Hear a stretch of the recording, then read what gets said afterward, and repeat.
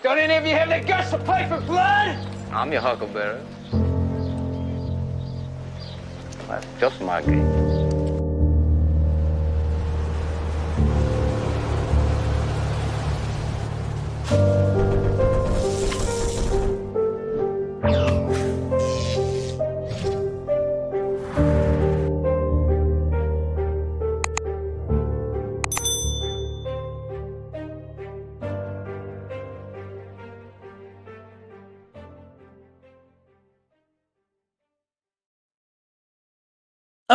Okay. Welcome back to MythVision Podcast. I'm your host, Derek Lambert. Look, I've been digging for a while now. One of the things I love to do is to find out where the stories that we read within our Bible likely come from, or at least have parallels to other stories, which then we can place the category of that genre.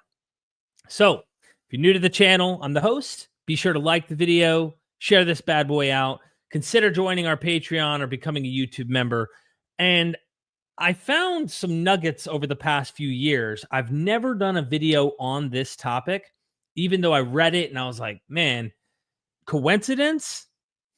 Some might try to chalk this up to coincidence, but that's usually what always happens, right? And there are times where myths have coincidental patterns that are similar to other myths.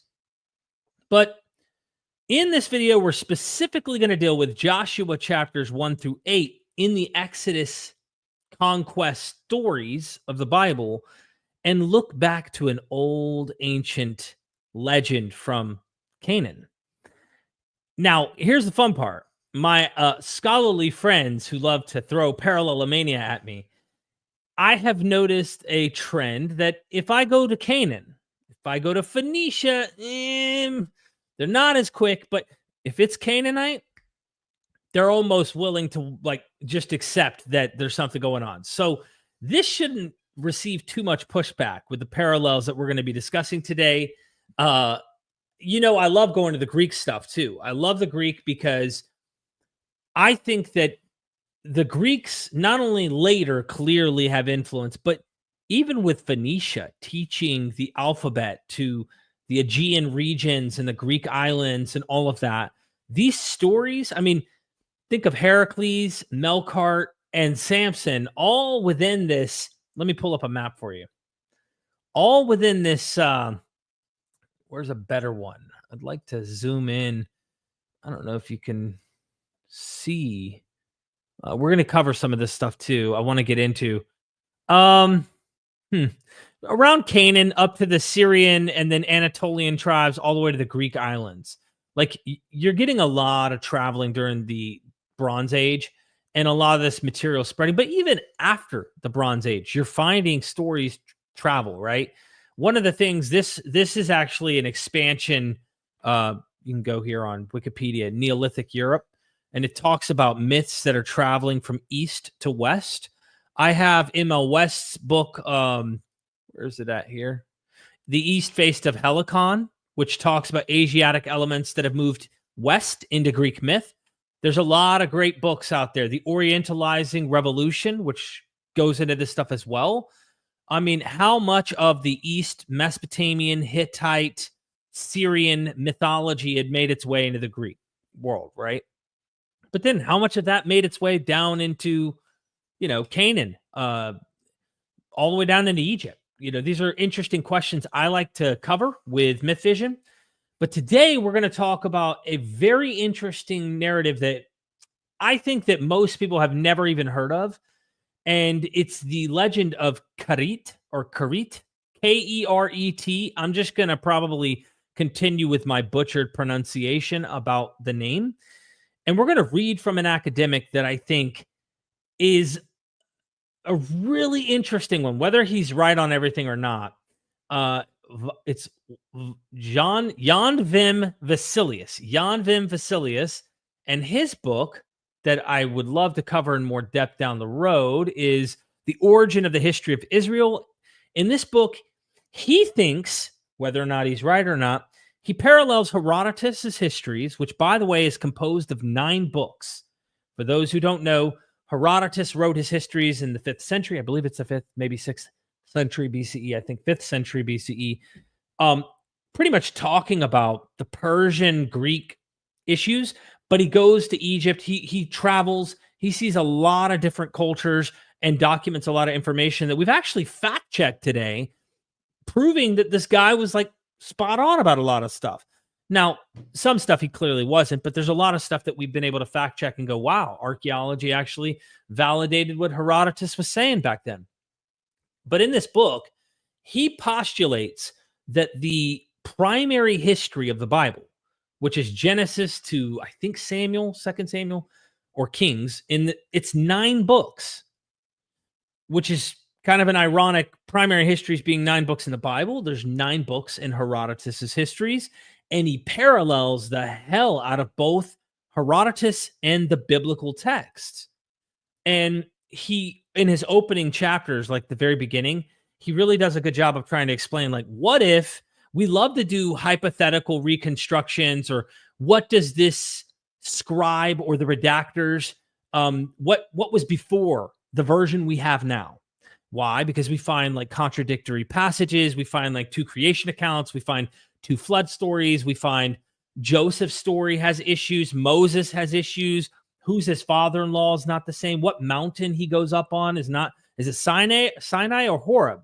Well, it depends on the tradition, right? So scholars are like coming up with the documentary hypothesis and supplementary hypothesis, and they chop the Bible we have up, trying to get to these hypothetical sources of when they might have wrote and who wrote it, and all of these interesting scholarly hypotheses.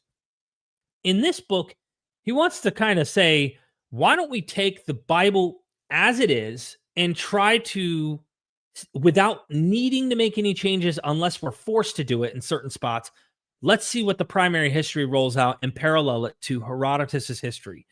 Now, I don't know if I think in the book he does mention he thinks that if any of them would have influenced the other, he would have thought Herodotus's history would have likely influenced the biblical story in its form we have it in today. But I cannot remember. It's been about 2 years since I've read this. He parallels like King Cyrus and Joseph. You know how Joseph like interprets dreams? He does like 2 sets of dreams where he interprets, there's 7 fat cows and skinny cows. And then there's the chaff. I think it's the wheat in the chaff dream. And he interprets them. Well, there's interpretation or dreams, if you will, over here with King Cyrus. And it's a fantastic parallel. I recommend getting the book if you haven't. But this is the scholar, just so you see the page, Jan-Wim Wesselius. I think he's Dutch, and I probably butchered his name. So if you're curious about that, I want to cover this in more depth down the road to give you some interesting food for thought. What I really want to go through with you, and I want to get everybody here. I got to get everybody on the same page. If you're in the chat right now and you're ready to hang out, I need you to forgive me in advance here, because we're actually going to need to read, okay? So if you would please tell me you don't mind by pressing 1 if we read through an article together. And in the end, I'd like to discuss, take questions, dive into some of this a little further.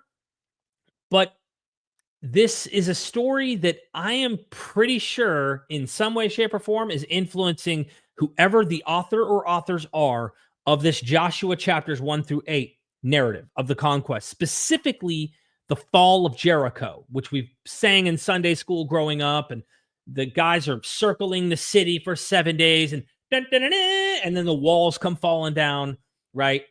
That story, which many Bible believers think literally happened, seems to have had inspiration from an older myth that we're going to cover today. So press 1 if we could read together today. I'm curious to know if everybody in the chat is down. And I'm going to start up here at the top and just say what's up to everybody. Jackie first to show up. Jackie, you get your wings first in heaven. Theophilus, good to see you. Looney, live in 25. Yeshua, good to see you. Let's go down here. Baron, good to see you. Thanks for being a member, Baron. I really appreciate it. I want to do these more. I actually plan on doing another one talking about Daniel. the character Daniel from the book of Daniel and going back in time and seeing an older Canaanite Daniel, which may have actually inspired the Ezekiel Daniel, which the book of Daniel is likely working off of. So you have a middleman myth that's already been put in our biblical text, right? That is likely just a continuation of the Canaanite Ugaritic Daniel. So this story of Daniel, this mythic figure, finds its way in a list of names from, like, I believe it's Noah and Job are listed next to Daniel from the Ezekiel passage, which dates before Daniel that we read in the book of Daniel. And I want to trace back and go back and find Daniel's old, epic, this mythic hero named Daniel, a wise man. I want to go into that as well at some point. Joshua S., good to see you. James Apperson, my bro, good to see you. Somebody has a great last name, Matt Lambert.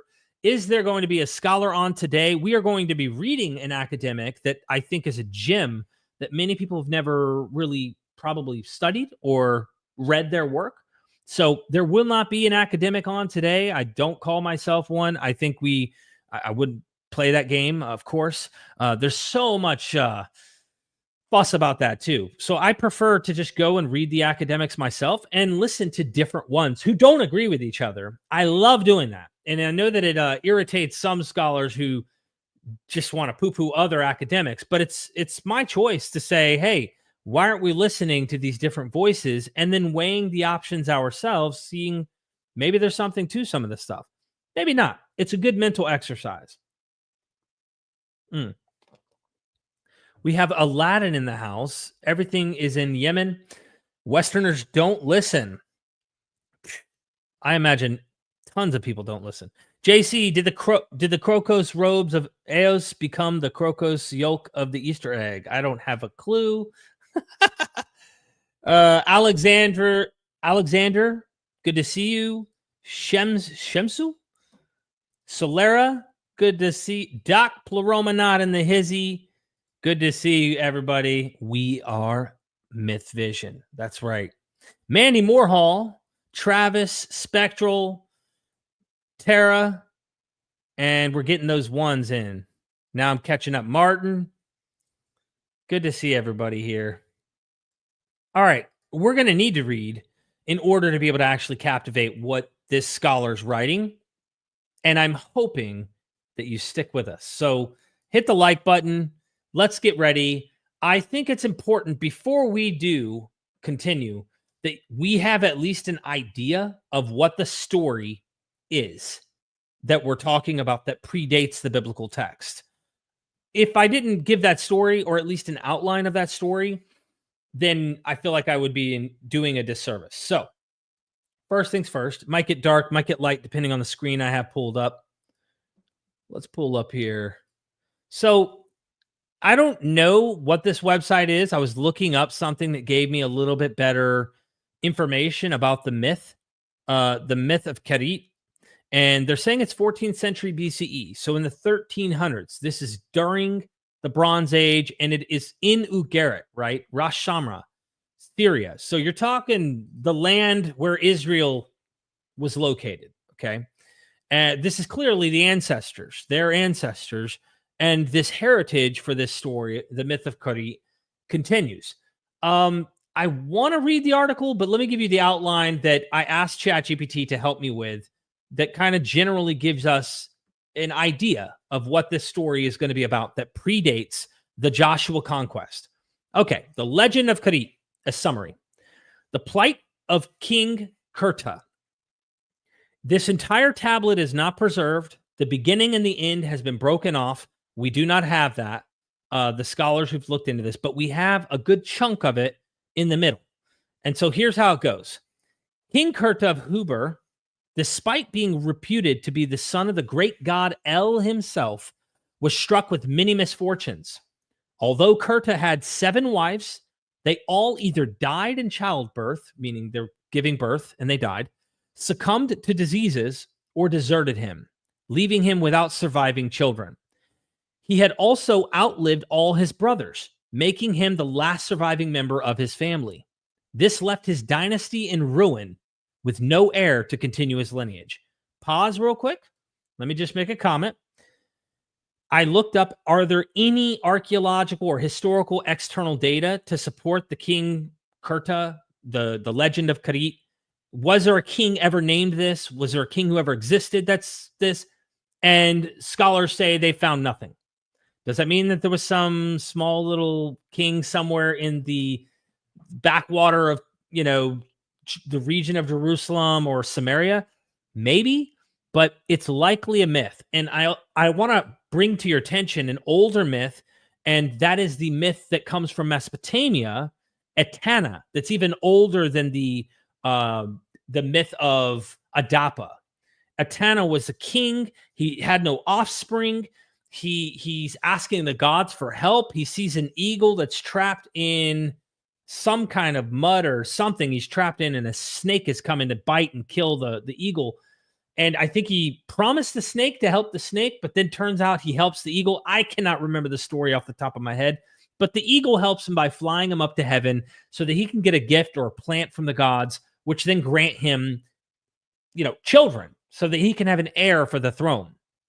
This myth is older, or it seems to have been the original popular story in ancient Mesopotamia that goes back to the Sumerians. And I remember reading this from Seth L. Sanders in his book, Adapa to Enoch, or Enoch to Adapa. I can't remember the order of the name of the book, but Itana, it makes me think of Itana. And of course, this is in Canaan, Ugaritic, close to Mesopotamia. I mean, we're in the Middle East, right? We're here in Southeast Asia, if you will. Okay, now we're going to continue reading. So he has no heir, and he has no children. He has no lineage. His wife's all died. His family's dead. Okay. In his despair, Kerta prayed and lamented his plight. In his sleep, so he goes to sleep, the god El appeared to him. Kerta begged El for an heir. El instructed Kerta to wage war against the kingdom of Udum and demand the daughter of King Pubala of Udum as his wife, refusing any offers of silver and gold as a price of peace. Kerta followed El's advice and set out for Udum with great army. Along the way, he stopped at a shrine of Ethirat, that is Asherah, the goddess of heaven, for those who don't know. But in this recap, it says the goddess of the sea, and prayed to her, promising to give her a great tribute in gold and silver if his mission succeeded. So El tells him, don't mess with gold and silver. Don't touch that stuff. And he's promising the goddess, if she helps him on the way, that he'll give her gold and silver. So you're already seeing like a issue here. So he's promising to give her a great tribute if his mission succeeded. Kerta then laid siege to Udum, eventually prevailing and forcing King Pubala to give his daughter Hariah to him in marriage. Kerta and Hariah were married and had 7 children. However, Kerta reneged on his promise to the goddess Ethirat to pay her the promised tribute. So he didn't do what he promised Ethirat or Asherah. He was going to give her gold and silver, and he's like, he just forgot about it or didn't give a crap to give her anything. Ethirat grew angry at Kerta's broken promise and struck him with a deadly illness. Kerta's family wept and prayed for him. His youngest son, Elhu, complained that a man who was said to be the son of the great god El himself should not be allowed to die. Kerta asked for only his daughter, Tatsmanat, whose passion was the strongest, to pray to the gods for him. As Tatsmanat prayed and wailed, the land first grew dry and barren, but eventually was watered by a great rain. The gods debated Kerta's fate. Upon learning of Kerta's broken promise to Ethirat, El took Kerta's side, stating that Kerta's vow was unreasonable and that he should not be held to it. El then asked if any of the other gods could cure Kerta, but none were willing. El performed divine magic, creating a winged woman named Shatikatu, endowed with the power to heal. Shatikatu cooled Kerta's fever and cured him of his sickness. In 2 days, Kerta recovered and resumed his throne. After his recovery, Kerta's oldest son, Yasub, approached him, accusing him of being lazy and unworthy of the throne, and demanded that Kerta adjudicate. Sorry if I'm butchering this wrong. Kerta grew angry and cast a terrible curse on Yasub, asking Haranu, the master of demons, we've heard that name elsewhere in KTU 1101 and 1107 from the other scholars who talked about that earlier myth they think may have inspired the Adam and Eve story. So it's this underworld god named Haranu. And by the way, there are 2 locations today on the map over in the region we call Israel, Haranu, literally Horon, Mount Horon. You get the name of this deity still in the geography. So the master of demons to smash Yasub's skull. At this point, the story breaks and the ending of the text appears to be missing. While the end of this legend is unknown, many scholars assume that afterward, Kerta lost all of his children except for one daughter who became his sole heir. Makes you kind of think of Job in a way too. So there you have kind of a recap, and that's ChatGPT. So I'm not sure it gets everything in detail perfect, but you get the outline. A king needs an heir, promises the god he'll go on this journey to go and conquer a city and to get this woman so that he can have children. But it almost seems like the story does a circle at the end, because the very children that he then has with this woman, he turns around and has the curse. So it's like, what? Hold on. You literally were like dying to have an heir. Then your heir comes and questions your kingship, kind of like King David or his sons and things like that. Maybe this myth was so important to Israelites that they found ways to integrate it into the King David story, into the Joshua narrative, into the Exodus motif. Several locations could possibly have been inspired. But as we read today, Jan-Wim Wesselius' article, I think it's going to become pretty clear that there's a very strong case to be made that the conquest, specifically of Jericho, was inspired by this much older Canaanite myth. So I think that gives you an outline. So hope that makes sense, everybody. Good to see you in the chat. Hope everybody's doing well. Let's go ahead and get this another plagiarized story. Surprise the governors. I wouldn't say it's, think about it though. Is it really plagiarism if it's their ancestors?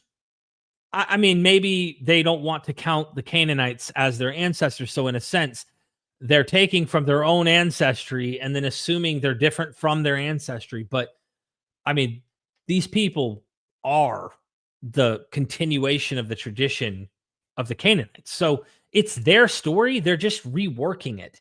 And I want to also take note. You know me, I like to ask those questions. Did this person even exist, or are they a complete literary figure? This is a question we should be asking ourselves. If Karit never existed, was never a real king, we have no reason to think this king existed. The same way we have no reason to think that Itana existed. In ancient Mesopotamian, Sumerian kings list talks about him. You know, there's really good reasons to think he's a mythic king, a mythic story, that he didn't exist.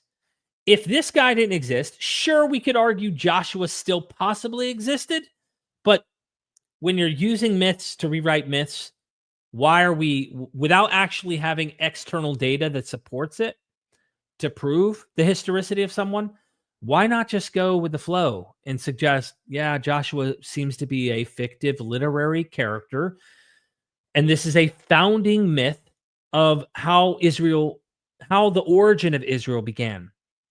Because this is before the kingdom of Israel. In the story of the Bible, chronologically speaking, you got Adam and Eve, right? Adam and Eve, and they, in the myth, they're the first humans. I know immediately we're going, what? Who's Cain running from? I get it. But this is also the reason why scholars think there's several traditions, literary and potentially oral, that find their way into the biblical text that don't quite mesh perfectly and don't make perfect sense.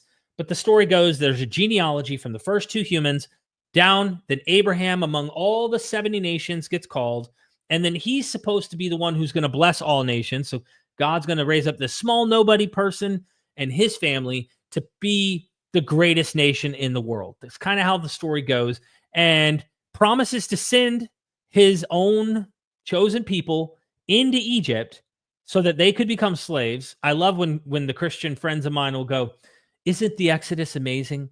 Because and don't get me wrong, if you interpret it this way, I get why. It's beautiful when you go, look, it's clear slavery is evil and God wants to free his people, and people identify with the Israelites all throughout history in this respect. But they forget that in the story, it was God who said he was the one who was going to send them there and make them slaves in Egypt. So I digress.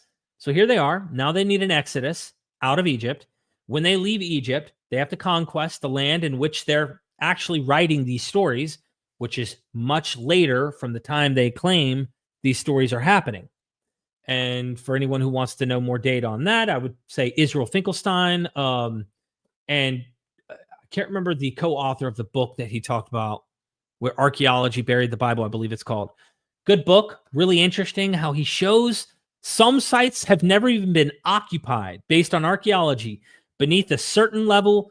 They're like 8th century BCE, 7th century BCE. There was never a civilization before that in some of these locations. But the Bible pins it as if there was in this time 500, 600, 700 years before the first humans ever actually are messing around with this location, which is a huge red flag to me that whoever's writing the story is at least writing the story from the first time archaeology can say humans were even at these sites occupying them at all.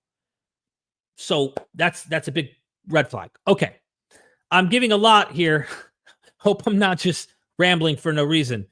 But why is it that we get there, we get to Joshua, we go, okay, we don't accept these older myths as historical, but we need to say that Joshua is. And if you need Joshua to have been a historical figure, by all means, go for it, whatever. But let's be fair and say, okay, I think these elements are mythic. I think the stories are mythic, but I have to have a dude. If you have to have a dude, okay? I'll give it to you. You're welcome to have your dude. But the elements of 7 days going around the city and then blowing the trumpet and all that, we're about to get into some details here in this myth that is 14th century BCE that might make you call into question, this kind of happened before. Kinda. But do I think that one actually happened? And this one did? That's what I love to do. Okay. The Bible unearthed. Okay, that's it. That's right. And Neil Asher Silberman. It's been a couple years since I've listened to it. I believe it was on Audible that you can actually go and check out that book. Great book. Lots of information. Okay. Let's read. Are you ready to read, everybody? We need to read. It's time to read. It's time to go to school. Okay. Go to academia.com. I can't believe I didn't add this this link. I'll add it in after the live stream. But if you go to academia.com, Jan-Wim Wesselius, you can find him on Academia and get the unity of Joshua 1-8, its relation to the story of King Keret, and the literary background to the Exodus and Conquest stories. Here's what we're going to cover. The story of the campaign against Jericho and its taking in Joshua 1-6 is usually assumed to be a composite narrative in which episodes from various sources have been put together, resulting in a text which exhibits a considerable number of discontinuities, especially in the field of chronology. In this article, it is argued that the chronological indications can be joined in one framework of twice 7 days. In the middle of the first week, the crossing of the Jordan is found, whereas the second week is concerned with the taking of Jericho. It is argued that this scheme mirrors the Ugaritic story of King Keret, going to the city of Udum in order to obtain the princess Harai as his wife. The arguments in favor and against the assumption of a relationship of emulation between the two texts are discussed, and the possibility of an encompassing intertextual relationship of the biblical account of Exodus and Conquest with the story of King Keret is cautiously advanced. Part of me feels like we're going to get into this, but part of me feels like a lot of this textual stuff that he's going to be dealing with as an academic, in a nutshell, what he's saying here in the abstract is scholars think that Joshua 1-8 is several different sources that are kind of forced in there. And he's saying, no, I think that the chronology is right. And it's one unified chunk. So Joshua 1-8, whoever the author or authors are of this section were one. And the consensus view is what he's arguing against here. But in it, he suggests that the chronology fits if you just give 2 7-day weeks. Kind of like, I know this is a bit of a different analogy, but Jacob, when he served for 7 years and then he served 7 more that you find in the Jacob cycle, it's kind of like that, is what he's suggesting here, but it matches better with the older Ugaritic Canaanite myth of Karit.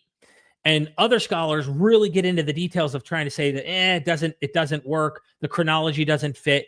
He disagrees. So I need to have a vote here. I'm going to take this vote. If you haven't liked the video, hit the like button right freaking now, or Karit is going to cause a curse to fall upon us. Okay, ending this poll in terms of the votes. We have 130 votes. Now I'm starting a new poll. Do we want to skip the literary chronology section? Yes or no? Starting the poll now.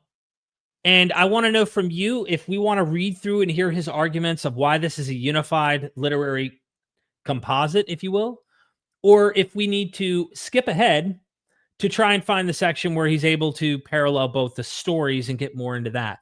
Do we just want to read the whole thing? That's the question. By the way, I wrote Nisam Amzalog today on WhatsApp, and he is going to be reaching out to me here in a month or two when he gets settled back home. And also at some point, I do plan on taking a tour. We're going to go to Jerusalem and look at some sites. I've got some scholars that are actually located over there that'll want to meet us in person and take us around and show us some of the archaeological digs, see some of the sites ourselves. So stay tuned. I know that he's located over there. I want to do some more work about his books. So now let's see what we're looking at here. I want to check out this. Let's see what the poll's saying. So most people want to just read. Okay, that's fine. I'll read as long as you guys are cool and everybody's sticking around. I want to make sure you understand what he's saying. I would prefer that.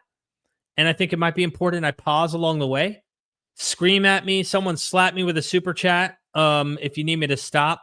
Right now, it looks like we have mostly, I'm ending the poll now.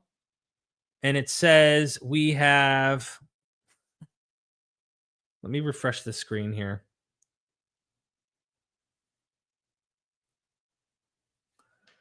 Okay. So you can see that most people don't want to skip. So we only had 27 votes. Then we won't. Wing of Shu, what calendar did they have back then? That's a great question. I'm not sure what calendar they were working off of in Canaan. I would imagine, being that they were, under the control of Egypt, I would imagine it might align with Egyptian calendar. Then again, are they rocking off of a lunar calendar at this time? I'm not sure.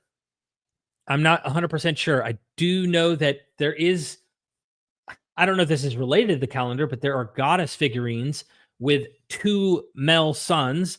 One is named Shalem, and I cannot remember the other one, but they represent the sun and the moon. And isn't it interesting? I was talking to Robert Cargill about this. Dr. Cargill, brilliant, awesome guy, amazing on archaeology. I'm going to have him back as well soon. He brought up figurine and that there was an inscription that literally says, Uru Shalem, Jerusalem. The very name of the holy city of the Israelites that are penning the Bible, really Judeans, the god Shalem is in the name of Jerusalem. So it's interesting. And I think Shalem was the moon god, which might factor into the lunar stuff, I imagine. Okay. Now let's just go ahead and read, since everybody demands it, or else we don't want to get cursed by a Thirot. So let's start at the top. The story of Joshua taking the place of Moses as leader of the Israelite nation, crossing the river Jordan and conquering the cities of Jericho and Ai, the first parts of the promised land to be taken by the Israelites, is a central episode in the history of Israel as told at the beginning of the Bible. In the books of Genesis through 2 Kings, nowadays often designated as the primary history, the pivotal character of the first chapters of the book of Joshua is also expressed on the literary level. There are few or no other episodes in the primary history which exhibit more intertextual connections with other parts of it than precisely these chapters. That's huge. That means the beginning of Joshua has so much intertextual connections throughout other parts of the primary history, is what he's saying. Let me make sure I got the correct. What is the primary history? What books compose the primary history in the Bible? Just to make sure where it ends, because I know Genesis through. All right. I'm chat GPT in that joker, seeing if it'll let me.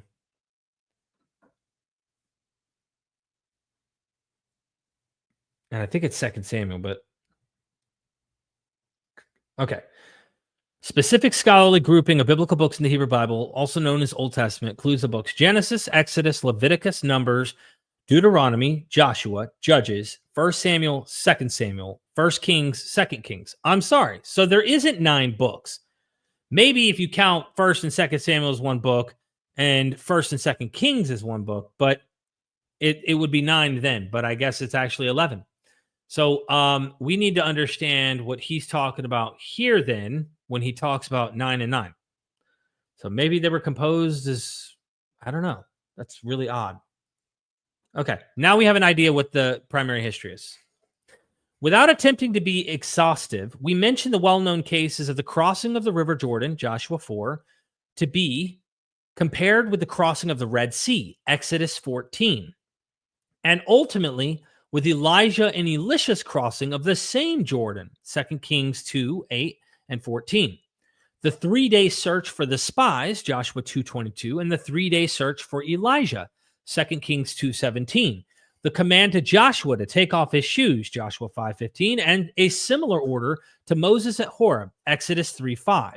Joshua's curse on the eventual rebuilder of Jericho, 6:26, which is connected with 1 Kings 16:34, and the description of the way in which Ai is taken in Joshua 8:3-28, as compared with the taking of Gibeah in Judges 20:29-48.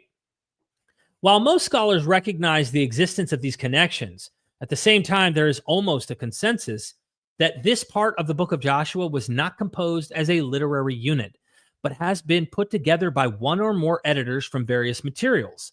Many authors have attempted to identify the original episodes from which Joshua 1-8 has supposedly been pieced together. This approach is readily understandable, even if one is in general unwilling to divide the text according to criteria, the validity of which does not appear beyond reasonable doubt. Every reader will have to concede that the problems for a reading of these chapters as a coherent work are formidable indeed. So he's granting the scholarly consensus view, which is that, look, it's a good, strong scholarly case that this is not meant to be taken together.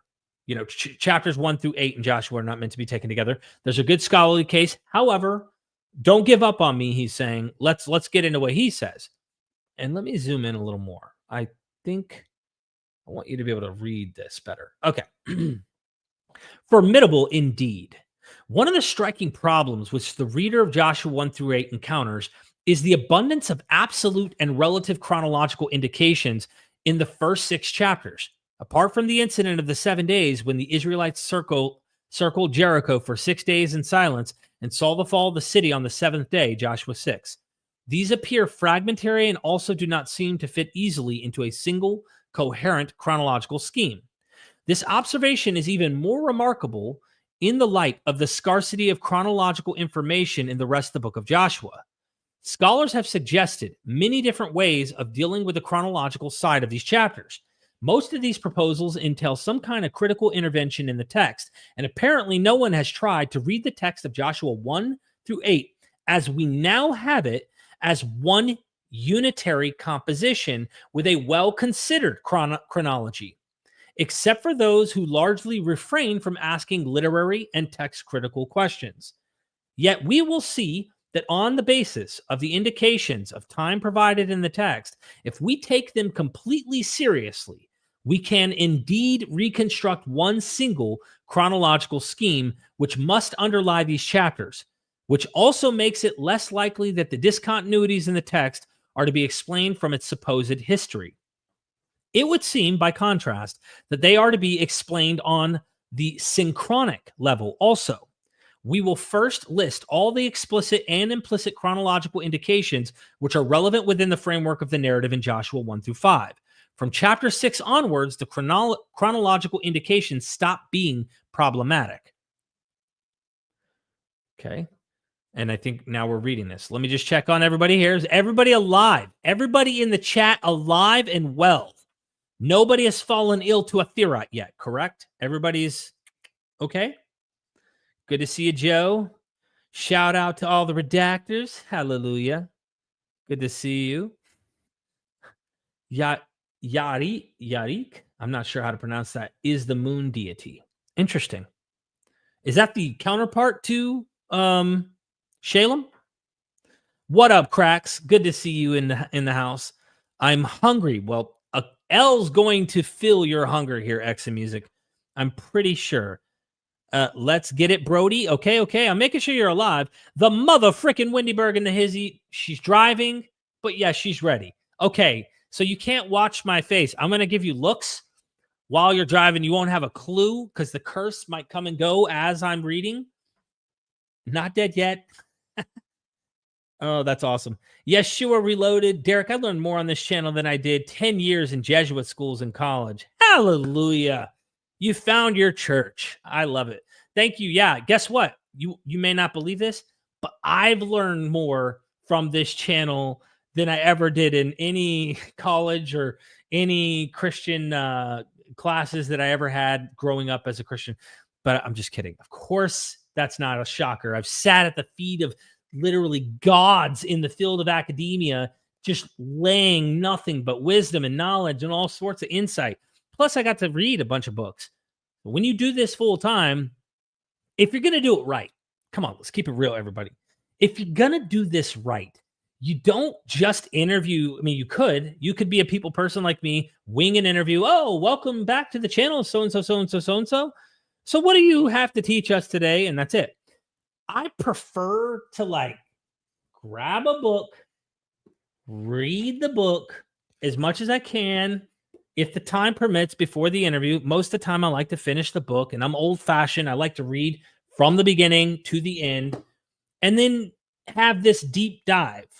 But sometimes, I'm not going to lie, you drop a 500-page book on me and we're supposed to interview in a week or two, and I've got all this other projects. So look, don't let me lie to you that I read everything. I don't read everything, but I read a lot of good stuff. All right.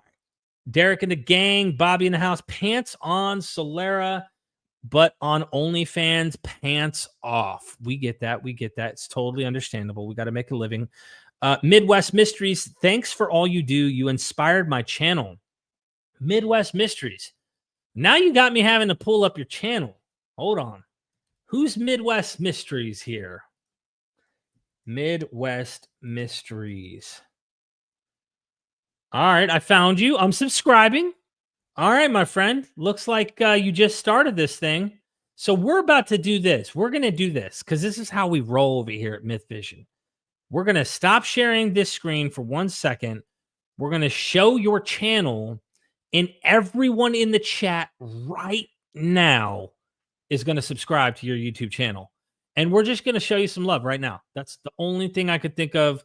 It's the nicest thing that we can do is subscribe to his channel. And this is a form of gold and silver that we are giving to Thirot right now. The goddess Thirot will not cast us down with sickness if we subscribe to Midwest Mysteries right now for showing some love. And of course, you can see just started. Go show some love to Midwest Mysteries. All right, let's get him a boost. Okay. And I hope you will subscribe to the channel, everybody. Again, there's the link. Midwest, let's see you grow, man. I want you to hit me up in 2 months from now and be like, bro, the subscribers that you sent literally caused YouTube to see my channel on the algorithm and just bam, we started growing, bro. Thank you. That stuff, that makes me feel good. When I know that MythVision is such a good community that we're actually helping others grow, that means a lot. Okay. Let's refresh this. Let's see how many did we get? You had 6 subscribers. You have 20 more already. Look, if you're watching this after the stream's over, go subscribe to my boy Midwest Mysteries. Go subscribe. We are literally giving all the gold and silver to a Theorot right now. All right, sharing the screen again. Having fun. Got to have a little fun. You don't want to just dry read. I'm hoping you're following along. Thank you, my friend. Yeah, we try to do that here. I don't care where you're from. I don't care what your beliefs are at the end of the day. I hope that we can agree to disagree and be, adults about stuff. But if you show kindness, I almost posted this the other day. Like, I don't care what you believe. I know what you believe by how you behave, by how you interact, and how you show that. That's the most important thing to me, because nobody has it all figured out. Subbed, bro. Done. See, boom, right there. Everyone that is saying this and is subbing has the capability of giving immortality to people. So you're about to seriously see that, Midwest. I promise you. Look, this community is absolutely awesome. And we're going to keep growing it, baby. Let's keep growing it. All right, let's go with Joshua again. After the death of Moses, the servant of the Lord, all caps. Now we're at verses 10 through 11. Then Joshua commanded the officers of the people, pass through the camp and command the people, prepare your provisions, for within 3 days you are to pass over this Jordan. And Joshua the son of Nun went 2 men secretly from Shittim. I almost wanted to just Shittim, but Shittim, I believe it is, where the Israelites are staying as spies. And it was told the king of Jericho, behold, certain men of Israel have come here tonight to search out the land. But the woman Rahab had taken the 2 men and hidden them, and she said, true men came to me, but I did not know where they came from. And when the gate was to be closed at dark, the men went out.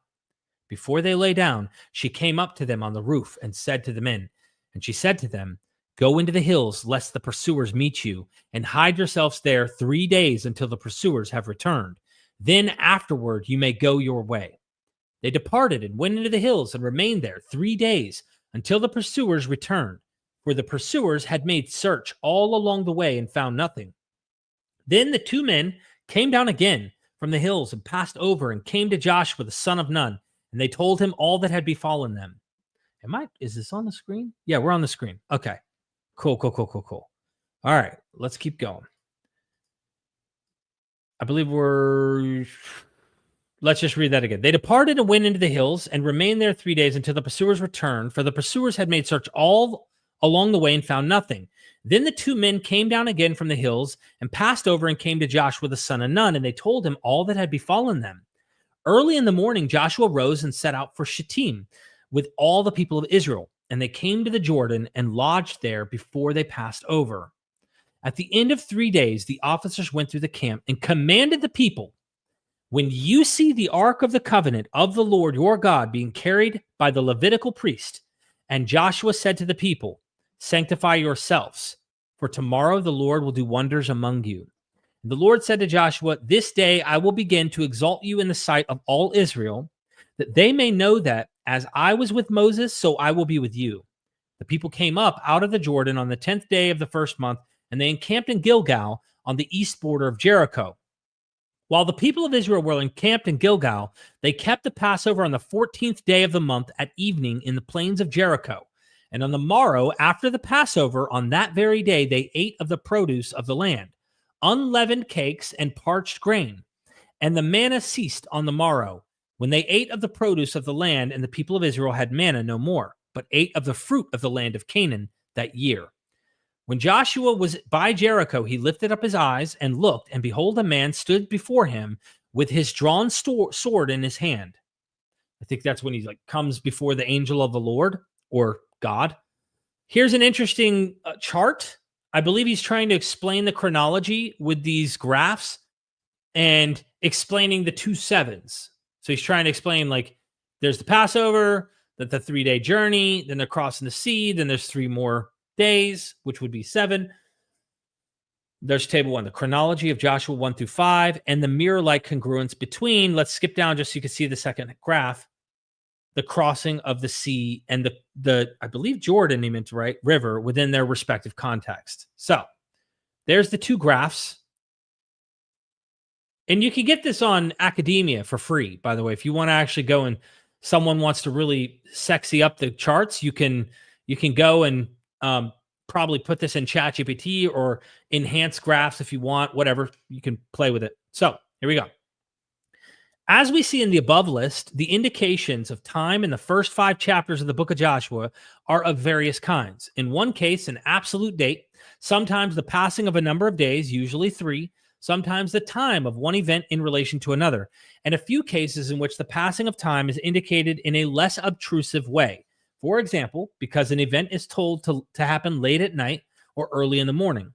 In view of this variety, it is hardly surprising that critical scholars have usually assumed that these temporal notes originated separately and were only added later, joined by an editor. We will first examine a somewhat comparable problem in the books of Samuel. All right, pausing here, checking on everybody, making sure a Thirot hasn't come through and like thrown any lightning bolts at us or anything. let me check something here. Okay. We got a couple supers here now. We got to give that gold and silver to a Thirot. Solera Knight, thank you for the super chat. How many Elohims are on planet Earth here and now? I don't think there are any. But unless you want to say in some way people who are kings or something like that, rulers or something, they fit this Elohim. But then again, I know that a lot of scholars will take, depending on the Hebrew, and I do not know the language myself at all, don't pretend to. A lot of people say this is plural. Some will argue that it depends on the case, specifically in the grammar, the syntax of whether or not Elohim's a plural. But I don't know. You might know better than we do, Solaris. So feel free to slam that number in the chat, and everybody feel free to answer back to Solera on that one. ML, thank you for the super chat. Sarah J. Milstein argues for Deuteronomy priority over Genesis. Could Joshua crossing of Jordan have priority over Exodus and Red Sea? So similar. I don't know what the answer to this is. Did Deuteronomy come first? Is the Deuteronomic, redactor writing this stuff first, and then whoever's writing Genesis later working off of these stories or something? That's very possible. I love listening to the different scholars argue. This academic, I don't know if he disagrees with the one that we're reading right now. I don't know if he disagrees with there being various sources clearly making up the primary history, but I wouldn't be shocked if he thought, like some of the scholars I love entertaining, that these stories, it's not like one came first and then the others, but there's like a common tradition that they share. And it's not necessarily one written first and then the others inspired by it, but they might just be written around the same period. I don't know the answer to this question, though. Clearly, this gets into the whole P and non-P sources and who's writing when. And, if there is an earlier tradition, it makes perfect sense that they would continue sharing the same motifs. The crossing over the Jordan, the crossing over the Red Sea, a constant exile, and then a restoration. This is something that I talked about with, oh goodness, Why the Bible Began by Dr. Let me check. It's been a while. Jacob L. Wright. So I did an interview with Jacob L. Wright. We talked about this, and I noticed the motif from Genesis all the way into the prophets, really. Exile, restoration. Exile, restoration. This constant theme of exile and then being restored. And you get it over and over and over. One might argue, well, they were exiled with Assyria. They were exiled with Babylon. In Persia, they seemed to be okay. At least they were willing. They were able to go back to restore the land. But what if all these stories that are talking about exile and restoration were really written in the Persian or early Hellenistic period? A lot of people love to push stuff back to the 7th, 8th century BCE, and that's a plausible explanation. But as I was talking to Jonathan Adler on the phone the other day, who's an archaeologist on this stuff, he goes, we just don't know. I don't think it's worth pretending for sure that these materials were all written back there when we just don't have the data. They could have written it later, reflecting earlier times. They could have. That's what he's saying. But he's not so sure. They may have been written earlier or not. Someone like Gad Barnea might actually dispute that and try to argue more later stuff, but he could be wrong too. That's what I love about what we do here at MythVision. We don't tell you what to think. We help you learn how, if anything, to think, not what to think. Thank you, ML, so much for the 666. I appreciate it. Seriously, thank you for the love, All right, let's get this thing. Let's get this thing going. Yes, I believe it's WRIGHT. Okay, now we continue. A literary parallel, the death of Saul. Even at a superficial glance, it is clear that in the famous episode of the death of King Saul at the end of 1 Samuel and the beginning of 2 Samuel, we find numerous chronological indications of almost exactly the same pattern as we see in Joshua 1-5. This is one of the reasons that the general situation with regard to the study of the text of the first chapters of Joshua is remarkably similar to what we find for those chapters of Samuel. There also critical scholarship assumed that in view of various discontinuities and apparent contradictions, the text could certainly not be taken as representing one unitary composition with a coherent chronological framework. J.P. Fokelman, forgive me if I butcher your names, there's going to be plenty of names I'll probably have a hard time with, by contrast, has convincingly demonstrated that these chapters are not a haphazardly collected series of text, but that the discontinuities and seemingly incongruent pieces of information appear to invite the reader to reflect on the substance and chronology of the text. In other words, the text itself challenges the reader to regard it as a puzzle which is to be solved and which can be solved through strict and cogent reasoning. There's that other half of the 7-day cycle. So the 2 sevens. Fokelman demonstrated that the only way in which we can reconcile the contents of the narrator's own information that Saul killed himself in the battle against the Philistines on Mount Gilboa in 1 Samuel 31, 3-6, with the story of the Amalekite young man arriving in David's town, Ziklag, I think, who claimed to have killed the king at his own request, 2 Samuel 1, 6-10. Is to submit that the man spied upon the last moments of the king and overheard Saul's conversation with his armor bearer, who refused the king's request to kill him. The Amalekite, according to this reasoning, concocted a story in which he cast himself in the armor bearer's role, but claimed to have acceded to Saul's acceded to Saul's request and to have killed him. Foolishly hoping for a reward from David. It can be added that the Amalekite told about his own position in words which clearly allude to the description of Amalek in Deuteronomy 25, 17-18. In the area of chronology, Fokelman pointed out that through sheer logical reasoning, one can identify a coherent chronological framework of all events taking place in 1 week, which only supposes that the chronological order of the narration is slightly different from the order in real narrated time. For certain details, one can certainly do some nitpicking about Fokelman's reconstruction. It seems almost impossible to travel from Gilboa to Ziklag in 3 days in real time, as Fokelman supposes for the Amalekite. So one must suppose a schematic and literary time scheme rather than the realistic one which he advocated in his article. So meaning it didn't have to have really happened. It's like when you read Jonah, this is the analogy that comes to my mind. I may be wrong here, but it reminds me when Jonah gets spit up on the shore, right there on the coast near Phoenicia, Tyre, if you will. He is spit up on the shore and then he travels to Mesopotamia, really, to Assyria, to Nineveh, and he's there like in no time. And it's unrealistic how quickly he gets there and starts to actually preach. Whereas if you take it as a literary text that just says, oh, yeah, it's like you and me walking across the United States in 2 days. Now, you can't even get there by car in 2 days. But in a story, sure, you can do whatever you want, kind of, in a text. That's what I think he's saying here. It could be added that the situation of someone secretly overhearing two combatants' private conversation in the middle of a battle and making away with some of their possessions unannounced is hardly very realistic either. But these observations are of minor importance only. Regardless of some of these deviations from true realism, on the literary level, Folkelman's powerful and imaginative reconstruction seems rather likely. So I think I'm on the right spot here. We're going to come back to the chronology of Joshua. I got to check on everybody here. Listen, a Therat doesn't play games.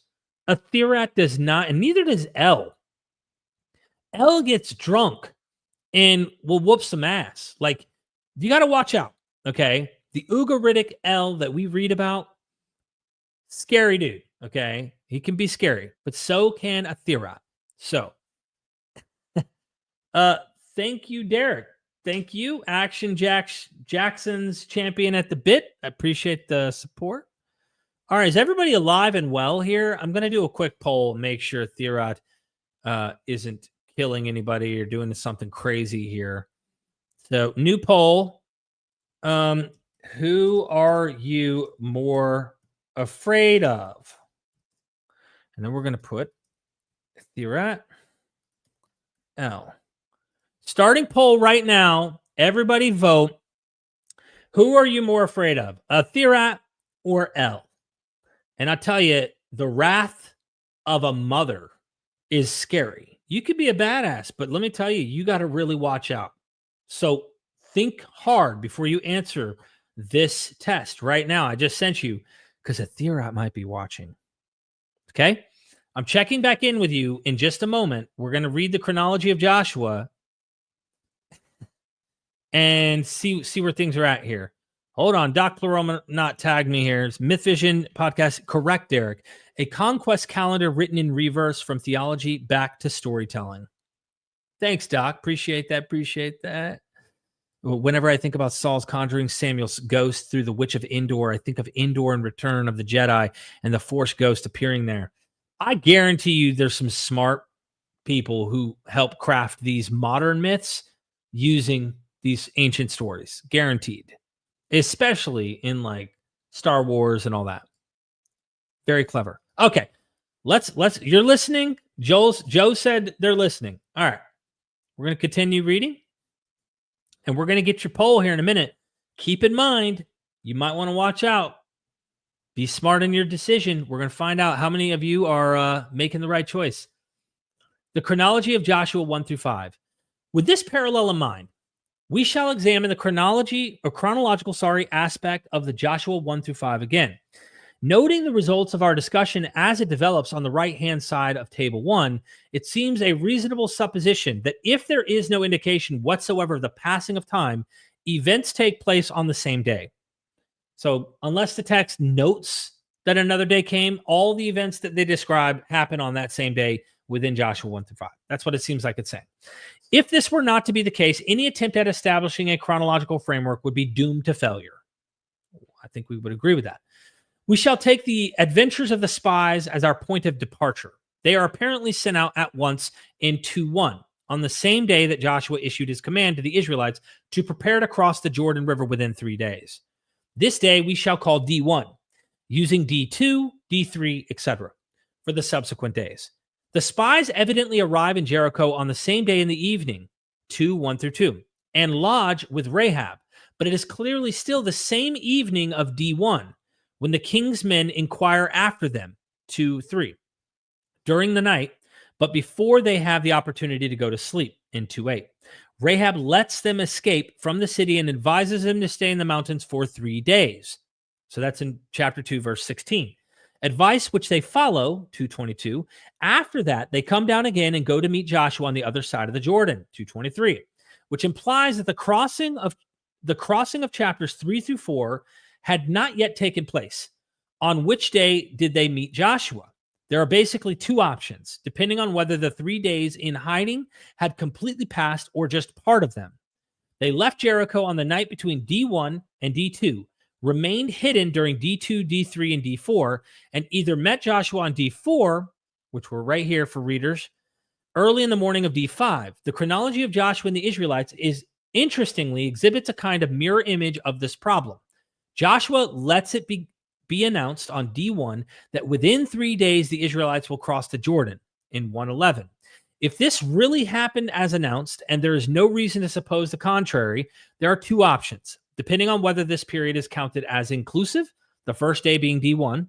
The Israelites then cross on D3, or exclusively, counting from the next day, with the Israelites crossing on D4, day 4. I don't know why I keep calling them D, but it's day. Either way. The only way to reconcile the two chronologies is by assuming that both the spies and the Israelites crossed the Jordan on day 4. Joshua rises early in the morning in chapter 3, verse 1, clearly the day before the crossing of the Jordan, because he leads the Israelites to the river where they pass the night before the actual crossing. The crossing taking place on day 4.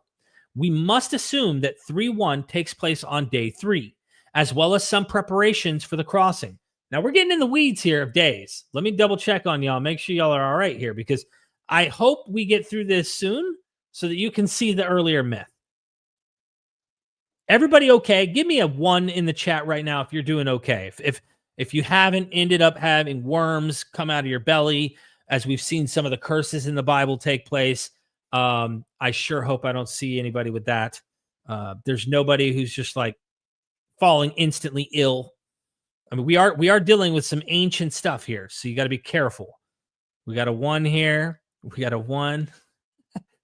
1, 1, 1. Yes, that's exactly what D stands for, Wing of Shoe. I just didn't want to say it out loud. You had to say it for me. I appreciate it. Yeshua, 1, 1. Alexis. Oh, motherfucking Windyberg. Oh, we got a 4 up in here. Someone is a rebel. You're really asking for it. A Therod's watching. Be careful. Worms. Oh, Gary got the worms. Damn it, Gary. Gary, everybody say a prayer right now for Gary. We need to help Gary. He's in trouble. Well, we've got a lot of people who are doing well here. We got 1s with Joe. ML's got a 1. I don't know what this means. 1, 1, 1, 1, 1, 1, 1, 1, 1. Okay, overwhelmingly, Gary's life does not matter in comparison to all the 1s. Sorry, Gary. We're going to say a prayer and hope that you're good. We love you, but we're also trying to be careful to not catch the worms as well. Okay, let's continue. Here we go. So, when crossing is announced for the next day, would then also refer to day 3, and we would again have to translate as a pluperfect. At the end of 3 days, the officers had gone through the camp and had commanded the people. The day the people of Israel crossed the Jordan, what just happened? Not only the worms, I think Atherod's trying to hide the secrets here, ladies and gentlemen. Oh my gosh, someone got the worms, and then this happens. Okay. Let's get it right. All right, I think we're here. We're talking about pluperfect. Let's see where we're at. Everybody right now, just pray in tongues. It'll keep the evil spirits from doing that again. Come on, you can do it. Just let it out. Come on, you got it. All right. Here we go. Pluperfect. I'm trying to find this pluperfect. Oh my gosh.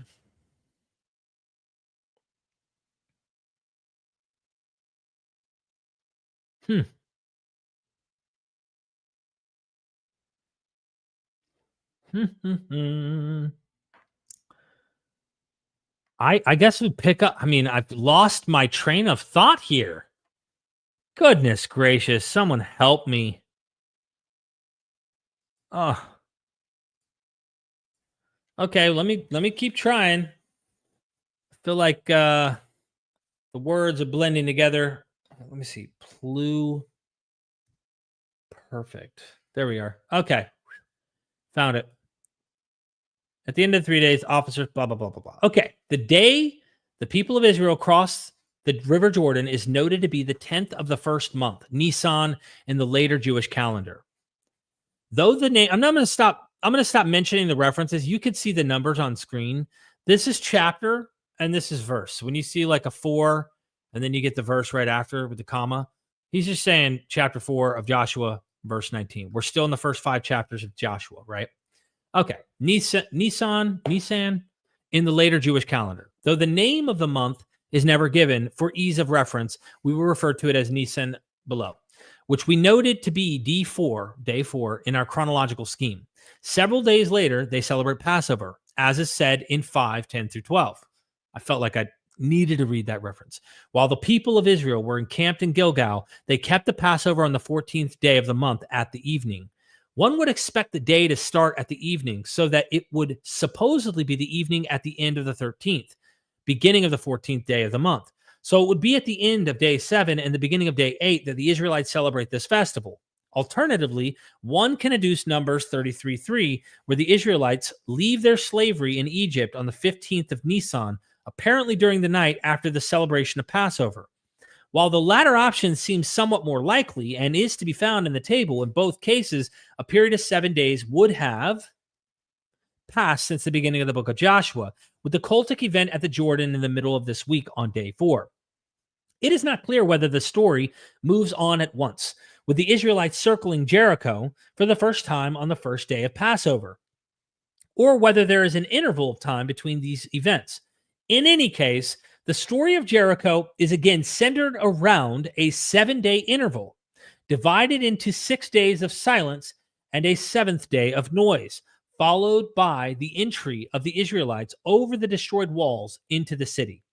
Let me get a sip of water. I can tell Athirot's working within me right now, doing funny things. I'm not sure where it's going here, but I might faint on camera.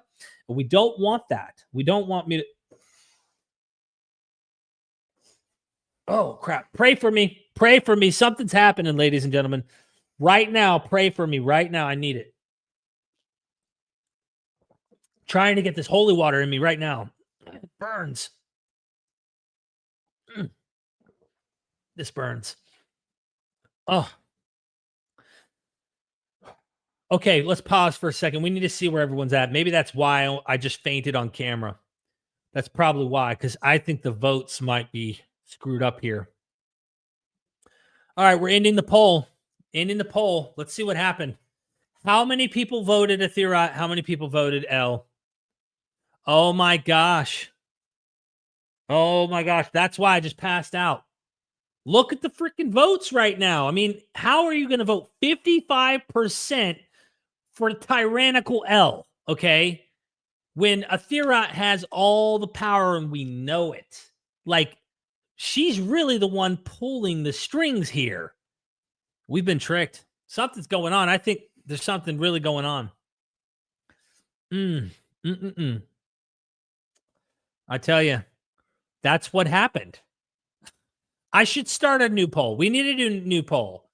How many of you really know Athirot is the one with the power? Okay. I do. And I don't. Okay. Here we go. Let's see what happens. If I faint again, it's like you want me to be hurt. It's just sad. I don't want that. Okay. I started a new poll. I'm hoping that you make the wise decision here. Okay. And we will check back and see shortly whether or not you are making good decisions here or not. Okay. Let's see. Now we're going to continue. Okay. Let's read. It is not clear whether the story moves on at once, with the Israelites circling Jericho for the first time on the first day of Passover, or whether there is an interval of time between these events. In any case, the story of Jericho is again centered around a 7-day interval. Didn't I read this? Okay, let's go. In the following story of Achan, this is good. Juicy stuff's coming out of this. So I'm glad we did read this. I know it's a little bit monotonous and, it's dragging on about the time. You will see the payoff in the end as long as I'm alive to get us there, okay? Which I'm actually depending on your prayers. I watched Clash of the Titans last night, the one where they're giving Cronus like resurrecting Cronus from the Tartarus using Zeus. Hades captures Zeus and all that. One of the key aspects of that movie is that the gods do not have power if the humans don't pray and give it to them. So there's a reason that this stuff can fall apart if we do not keep the prayers coming into the temple at the right time, the right celebrations. Then order becomes chaos. Chaos comes. That is when complete chaos comes. Leviathan, Lotan, whatever you want to call the serpent, Tiamat. You don't want them to come to screw us up. We have to keep order here, and your prayers matter. Okay. I kept on about that, but this is important. In the following story of Achan, who appropriated some of the spoils of the city, no absolute number of days is mentioned, only less obtrusive and apparently unrelated indications, such as in the morning, Joshua 7:16. And the same is the case of the episode of the taking of Ai in Joshua 8. So just keep in mind about Achan. If you don't remember the story of Achan, when they went into Jericho, he took a bunch of gold for himself and buried it under his tent. We will see that come up. What could be the reason for setting up the chronology of a story in the form of kind of a riddle? Part of the background of this phenomenon may simply have been the desire not to make the chronological structure of the story too obvious, though that leaves us with the question of why it was deemed so important to provide this text with a precise chronological structure. To this question, there is a surprising. Okay, sorry. Let me reread that sentence. To this question, there is a surprising, but on a closer inspection, entirely satisfactory answer. A more or less general trait of the prose narrative of the primary history seems to be to draw the reader into contemplating the text and to get his or her attention by presenting intellectual or emotional challenges. In addition to that, it could be observed that complicated literary features are found in text where central ideas or events are expounded. This is particularly clearly visible with a clearly defined group of complex literary traits, which are found in several places in the primary history. They tend to occur in pairs, indicating pairs of connected events which are of vital importance for Israel's history. The repetition focuses our attention on the characteristics which these passages have in common, and thus succeeds in providing us with information which transcends the mere flow of the narrative. The information about the importance of events and their relation with other events, which a personal voice could have provided us with quite naturally, but which cannot be expressed by impersonal narrator of the primary history.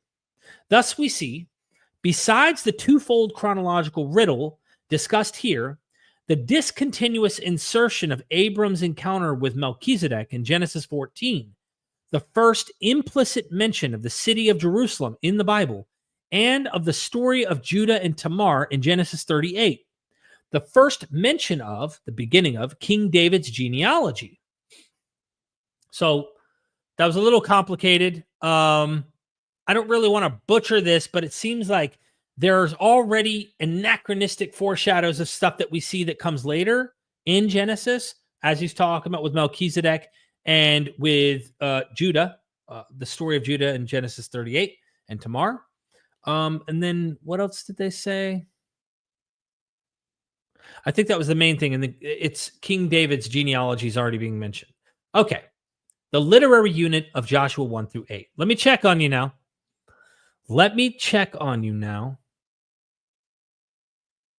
It's the god of dusk. Shalem is the god of dusk. Yes. All right. Is everybody doing their duty? All the priests of the sanctuary of MythVision, priests and priestesses. Everybody's doing their job. Okay. Should we check? Type 1 if we should check to see the poll and where we're at, or should I type 2 if you want me to keep going and we can check back in. I need a vote here, everybody. Let me know right now. I need to hear what you have to say. What you say matters here. Your vote counts. One, do we check the vote right now and see how many people have wised up? Or two, do we keep going? Wow, we got already some of the big names here. Big names coming out swinging with a 1.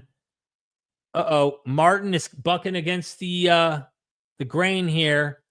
We got 666 in the house. Up 2. We got 2. We got a 1. We got a 2. Right now, it looks like we have more 1s than 2s. So they really do want to check. I'm waiting for a few more to trickle in. Let me know. What are we doing here? I need to know. I need to know. 1 or 2? All right, we need to know if people are wising up. I get it. All right, let's end the poll now. Let's see what happens. Come on, poll. Oh my gosh. This is crazy. Does everybody see this? I don't know if we're going to make it to the end of this show. I mean, maybe you haven't read the myth of Karit, Kerta, the legend of Karit. Holy moly. Once you see what a Thirat does to them, oh my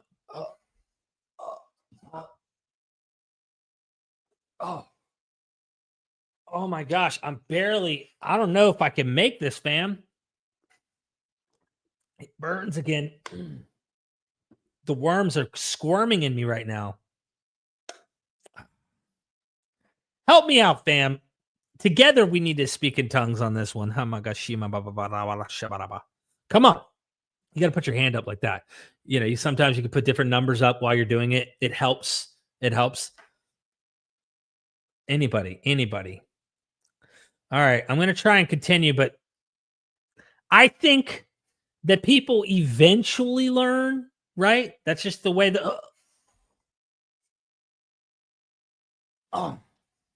hold on. I'm going to try and get this question out here. Hold on. I'm going to make it easier. It seems that this question is very difficult to answer and get correct. Is a Thirat yo mama? Question mark. Yes or no? Okay. If it gets any, I can't imagine that you will not get this right. Okay. I've made this test practically bulletproof. And if we can't get this right, I am seriously concerned with our fate, fam. That's how serious I am. I'm closing my eyes trying to explain to you how serious this is. Okay. I'm going to keep going now. I'm going to come back and check on you. And I just hope that we don't all end up like the guy in this story. Okay. The literary unity of Joshua 1-8. From the chronology, we will now pass to the discussion of the literary unity of Joshua 1-8 as a whole. As noted above, it is assumed by most non-fundamentalist scholars that the picture of a text composed from various bits and pieces, as opposed for large parts of primary history, also applies here. Okay. We shall start with the place of the book of Joshua in the Hebrew Bible, and in particular among the books of the primary history. On this subject, there is an enormous variety of opinions. Pay attention. This is really cool. I love that he's covering some of the scholarship. It's not just his point of view. Some scholars attach Joshua to the Pentateuch, thus forming a hexateuch. They discern in Joshua the same sources, J and E, that they find in the books of the Pentateuch. In their view, Joshua, in fulfilling God's promise of the land, as expressed in the 5 books of Moses, concludes these books. Thus, Genesis through Joshua is, in this theory, one coherent literary work. Others, however, detach Joshua from the books of the Pentateuch and regard it as the start of a new work, the Deuteronomic history. These authors detect one or more Deuteronomic and Deuteronomistic redactions in the books of Joshua through Kings, forming these into a relatively coherent literary unit narrating the history of Israel. It would seem, however, that further research on the position of the book must take into account the concept of the primary history as an emulation of the histories of Herodotus of Halicarnassus, because this presents a serious challenge to all diachronic explanations. So he's pumping out something that like few of the scholars I've read actually deal with, comparing this, if you will, or emulating the histories of Herodotus of Halicarnassus. For the division of the book of Joshua itself into larger units, however, the choice of hexateuch, Deuteronomic history, or a unitary primary history does not seem important. The book is rather easily divided on the basis of its contents into Joshua 1 through 12, taking the land, Joshua 13 through 21, dividing the land, Joshua 22 through 24, evaluation of entering the land and of the life of Joshua. Almost all scholars agree about this division. On a more detailed level, however, opinions vary widely. An extensive survey of proposals for splitting up Joshua was made by H.J. Koravar, probably butchered that name, forgive me, Athirat, Nael Athirat, who presented an exhaustive analysis of many commentaries and other publications on the book of Joshua. For Joshua 1 through 6, Justin Bieberstein, totally kidding, Bieberstein, to mention only one recent work, discerned 10 different sources or layers. German Schitchen, I don't know how to pronounce it. In his model, the verses where time is important are all part of different sources, as are the different stories. Other scholars are more reticent. Mulhenbrick, man, do not depend on me with pronunciation. I forgive any academic who might come across this and be like, is he going to butcher my name? I probably will. I ask for repentance in advance. And more recently, Fritz supposed that there are two parallel stories representing two different motifs: a miracle story about the taking of Jericho and a spy narrative about Rahab and the spies belonging to different sources. Van Cedars, by contrast, is convinced the Rahab story is a later addition called into existence when the miracle story about Jericho already existed. Though there are a number of authors who do not explicitly discern different sources in Joshua 1 through 12, no serious attempt has hitherto been made to read this section of the book or a large part of it as one unitary, well-informed literary text. There appears to be, however, a unifying factor which is present in most of the supposedly different sources of these chapters, even apart from the disappearance of the supposed incongruities between chronological indications and their fitting into one encompassing chronological framework. We will see that many elements of the narrative of Joshua 1 through 8 are found, sometimes in a completely different form, but clearly recognizable as close or remote parallels in the story of King Keret, as related on several of the tablets from ancient Ugaritic. Now that you have that background, we're about to get into the ancient myth, 14th century BCE, myth of Karit. And I'm checking in. How's everybody doing? How many more of you are starting to suffer with the curses of Athirat? Yeah, of course I am. for several reasons, clearly. Tiamat is also the mother of all. That's true. She is, from her, creation is, right? All right. Everybody's okay. Now we got brainworms. That's not good. I don't know.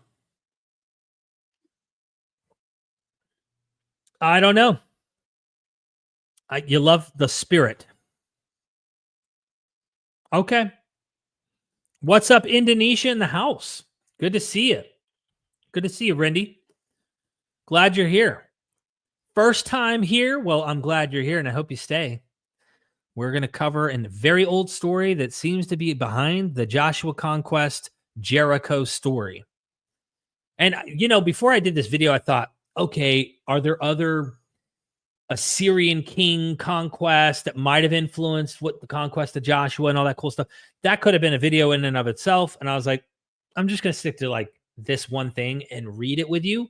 So if you yourself were never going to read this article, this will be fun. I hope you stick around to the end, because by the time we get to the end, you're going to see this and go, wow. If you're like me, you're probably going to be impressed and probably more persuaded something's going on than not. And if that's the case, then you can ask other questions like, why are we arguing for the historicity of this, Tower of Jericho falling down type stuff? So before we continue, we have some gold in the form of a super sticker by Rami Hader. I probably butchered that. And he's a member. I really appreciate you, super sticker here. This is going to Athirat, the queen, the goddess, the queen of heaven. Now, she's also known as Ryan, and she can kick my ass, okay? And this definitely goes to her. So we thank you, Rami, for the support and keeping this thing alive. I feel like some of the worms instantly died within me just now, just based on the gold that you're giving her. So anyway, thank you so much. Thank you for that super sticker. You are God, my friend. I appreciate it. All right. Now we move on to Karit. This is where it gets juicy. Is it big enough? I wish I could just remove the side section here. I wish there was a way to do that. Let's just do it. Let's just read. I hope you can make sense of what I'm reading here. The Ugaritic story of Karit, king of Huber, is written on 3 clay tablets, KTU 114, 115, and 116, and is probably complete, apart from portions of the text which have disappeared from these tablets. It was supposedly recorded on these tablets in Ugaritic at the end of the 13th century BCE. So it wasn't 14th century, it's 13th, by a scribe called Ilimilku. The first tablet starts with Karit crying on his bed. He has lost his entire family and despairs for the future. When he is finally asleep, El appears to him in a dream and inquires after the reason for his distress, offering him prosperity. Karit, however, refuses the god's offer, for he wants progeny, not riches. El, being a god, it kind of reminds me of Solomon in a way, except Solomon wanted wisdom. Okay. El, being a god, but at the same time figuring as the father of Karit, is willing to fulfill his wish and therefore tells Karit to bring an offering and to launch a campaign on the city of King Pabil, Udum. Pabil will, when Karit besieges the city for 7 days, pay attention to catch the power of that. Hamama Shimababa, right? You're going to see all these parallels to what we see with Joshua, all right? He besieges the city for 7 days. After 7 days of marching, offer him silver and gold. Karit will have to ask instead for Pabil's daughter, Harai. Karit awakens and sacrifices as he has been told by El, thus assuring himself of the assistance of the god Baal. He then collects an enormous army, makes elaborate preparations for the journey, and leaves for Udum. After a 3-day journey, they reach the temple of the goddess Athirat. Say that name with reverence, not in vain. Karit interrupts his journey there, though this was not contained in El's instructions, and makes a vow to Athirat. If the enterprise is successful and he gets his wife and children, he will offer Athirat a multiple of Hari's weight in silver and gold. After this, Karit and his army travel another 4 days and arrive at Udum at sunrise of the 4th day. For 7 days, they surround the city and do not undertake any military action and even remain silent. Tell me this does not sound like Jericho, fam. They remain silent. At sunrise on the 7th day, King Pabil, or Pabil, however you want to pronounce it, cannot bear the noise of the animals in his city anymore, and sends messengers to Karit, who offer him silver and gold. Karit refuses and returns the messengers with his request for Pabil's daughter, Huri. End of tablet 1. Come on, real quick. Come on. Anybody in the chat seeing what I'm seeing? I mean, this is some like pretty close stuff. They traveled for 7 days. He stops mid-journey, just like there was a stop with Joshua, surrounds the city for 7 days. They're silent. Then on the 7th day in this story, the animals are so loud and annoying in the city that the king sends messages. Oh, we can't handle the animals anymore. They scream and they're loud on the 7th day. Finally, they send, with this loud noise, they send out messengers, and he doesn't want gold and silver. He just wants the daughter so that he can have children. Okay.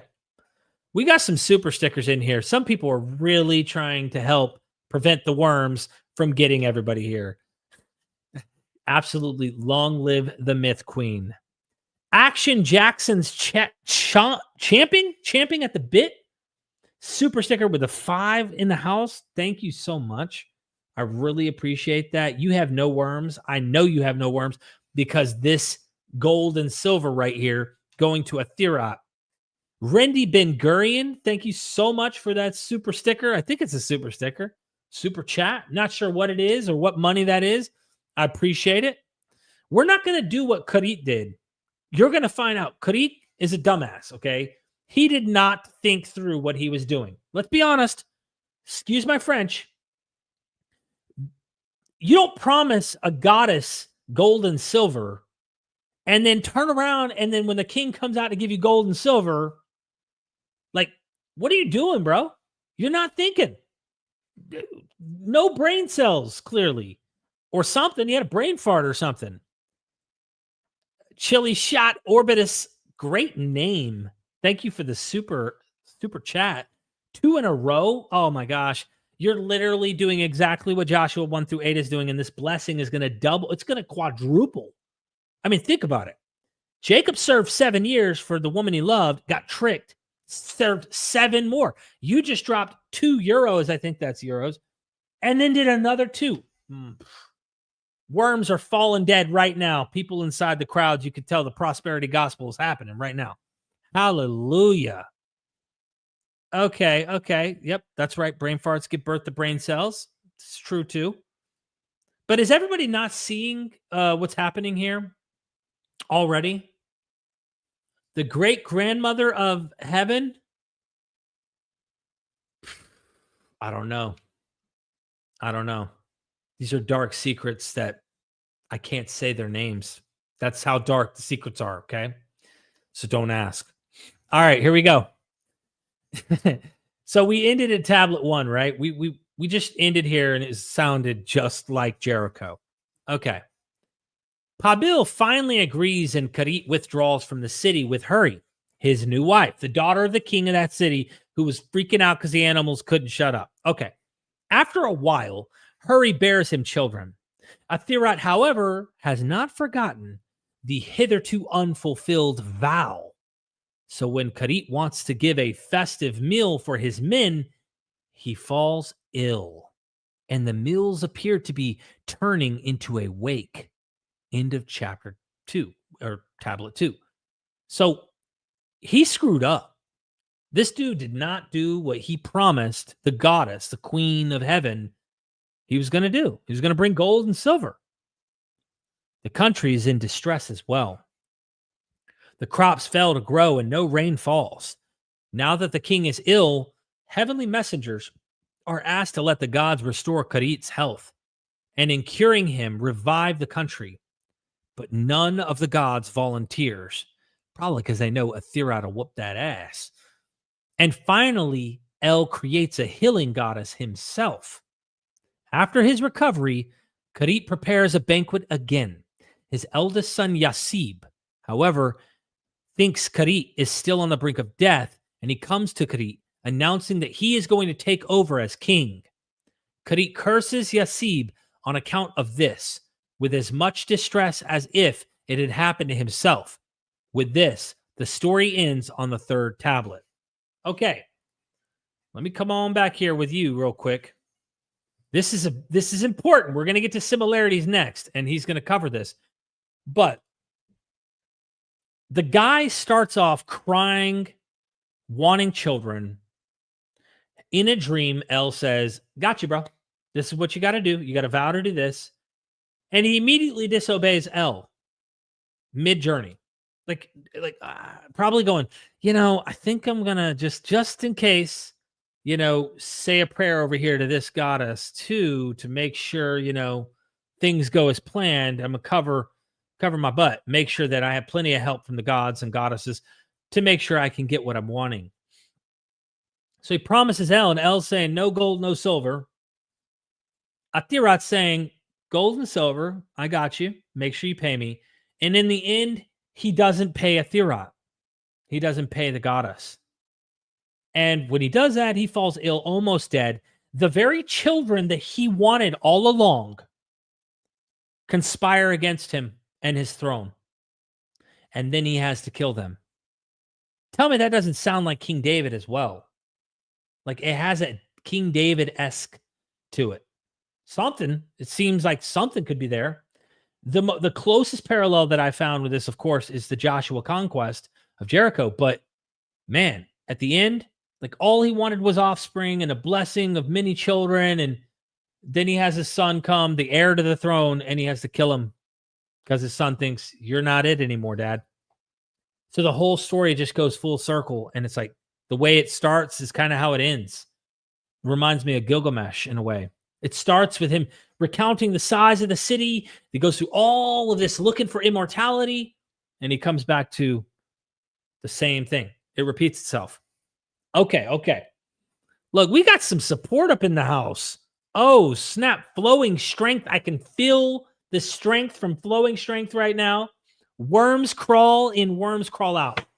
Gosh, that's got to be like an ancient incantation that was on a copper scroll somewhere. I'm telling you. Seriously, thank you for the super chat, my friend. I really appreciate the support.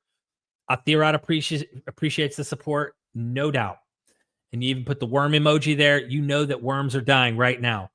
Just like the evil eye, right? You know how the evil eye, they say, when you have the eye showing, it turns away the curse from the evil eye. You having the worm turns away the curse of the worm in the form of gold and silver.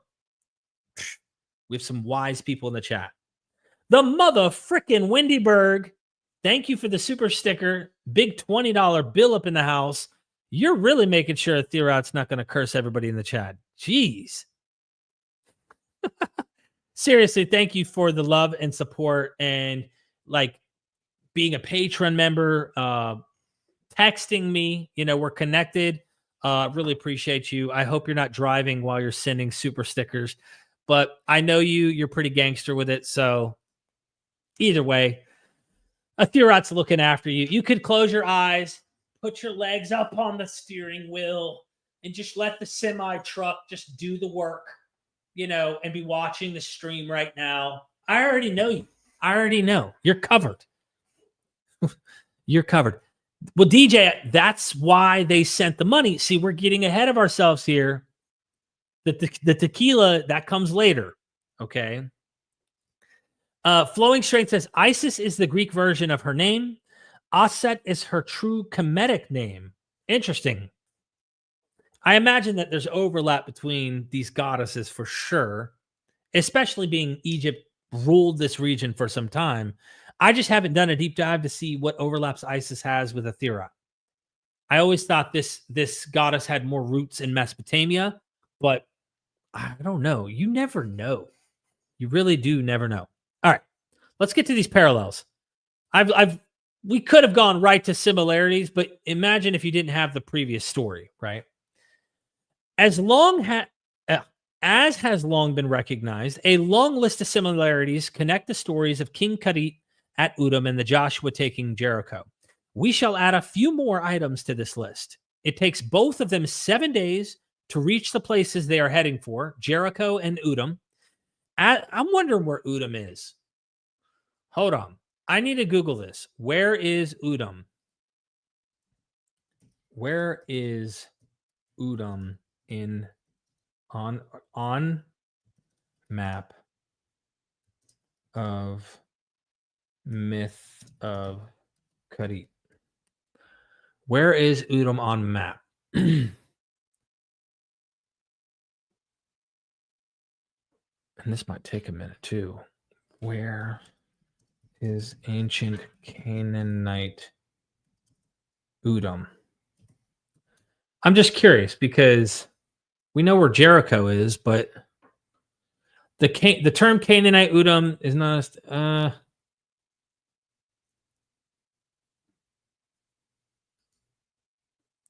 Let's see. So Udom is a city ruled by King Pabil, whose daughter Huri becomes wife of Karit. However, Udom's precise geographical or historical locations remain uncertain. It is not explicitly identified on historical maps. Scholars generally regard Udom as a mythical or symbolic city rather than a historical location. Okay. Well, that's worth noting. That is absolutely worth noting. Oh, we got Cedric in the hizzy. Dang, did I miss the show? By the way, you're the boss. Look, I'm rubber, you're glue. Whatever you say bounces off me and sticks to you. So you're the boss. You're the boss, Cedric. But seriously, thank you for the 10. And you can always play this back after the stream. Right now, we're getting into similarities between these myths, and I just needed to know where's Udom? You know what I mean? Curious. It's a mythical place. By the way, fun fact, I thought this was interesting. You know, we always talk about the Red Sea, the Reed Sea crossing over with the Exodus. There's a scholar, Joshua Bowen notes it in his book, The Atheist Handbook to the Old Testament, volume 2, 1 or 2. I think it's volume 2. He notes one of these academics, and I wouldn't have known it if I didn't read that book, that actually argues that it's the sea at the outermost part of the earth. So we know that the flat disk geography of the earth in the ancient Near East, the outer water, that somehow was what they're crossing over, is what this scholar argued. I thought that was interesting. It's a mythical waters that they're crossing over, not into the Sinai Peninsula, rather a mythical outer region. Anyway, just thought that I'd make note of that. It's pretty cool. But yeah, Cedric, you just helped a lot of people not have worms anymore from the curse that Athirat had on all of us. I think the 247 people right now watching will all account. We're all eyewitnesses that we could testify something was going on. And you just came in with that and just helped alleviate a lot of that pain. And then we just got another Mot, which is death, literally just dropped another super sticker in the house. And look at the plant. That's the Gilgamesh plant. Utnapishtim's plant right there in the profile picture, literally giving us rejuvenation and youth. We don't care that serpents also shed their skin. We're going to shed ours after this stream by taking a shower. No, seriously, thank you so much for these super chats. Love the support. You really are helping Athirat. Athirat is the queen of heaven, which is Ryan, which is my wife. But she really is the queen of heaven now. So we cannot doubt that, or worms will end up, getting us all. We don't want that. I appreciate every one of you. Everyone. Thank you so much. All right. So where were we in this? As note, we did Udom. Udom is where I looked it up. It's mythical. Jericho, we got a real place for Jericho. We know where that's at. All right. As we noted above, in both cases, the trip of 7 days toward the cities is divided into two. The first half of the week, with an important cultic event taking place on the third or fourth day, followed by a period of the remaining 4 or 3 days before the start of the siege. In the book of Joshua, rituals are performed at the crossing of the Jordan on the fourth day, with the priest and the ark in a central role and a memorial of stones being erected afterwards. Isn't that where he laid down 12 stones, I thought? I think there were 12. All right. Some holy water, keep us purified. And Karit, the king, makes a vow to Athirat at her temple, KTU 114. In both cases, the event at the middle of the week has serious implications for the future, because the leader of the group assumes an obligation to the deity. The crossing of the River Jordan on the fourth day is the start of the entry into the promised land. On the same day, the covenant is renewed by circumcising all Israelite men of the desert generation. By this, they accept the covenant as the rule that has to be lived by from now on. Breaking this covenant starts almost at once with Achan in Joshua 7. Achan dies because of his disobedience to the covenant and thus to God. A comparable breaking of the obligation contracted near the middle of the week of the journey is found in the Karit story.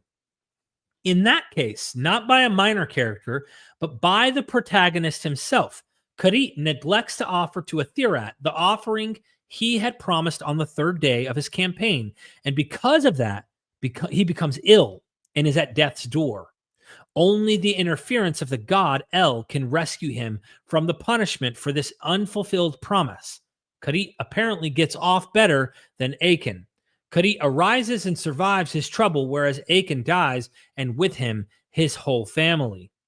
After these 7 days, the second part of the story starts. In both cases, instructions for the action against the city are given by the deity. Joshua is instructed by the Lord himself, at first through a divine messenger. Joshua 5:13, you know where the source is. Karit receives his instructions from El in a dream. Karit receives a complete set of instructions before he leaves for Udum, and both periods of 7 days occur after his dream. Joshua, by contrast, is provided with his orders in 2 installments.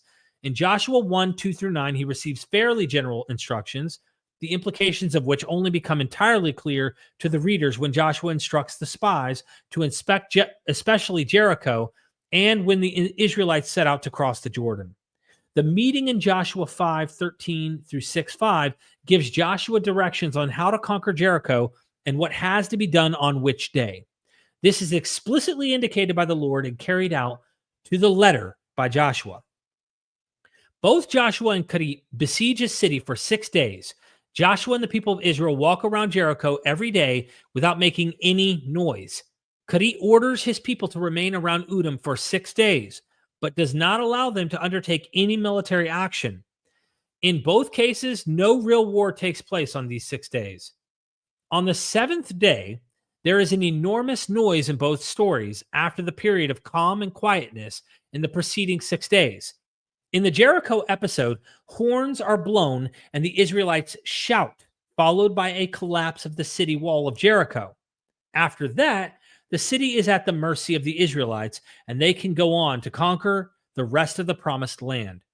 King Pabil of Udum in the Karit story is unable to sleep on the 7th day because of the noise which the animals in the besieged city of Udum produce.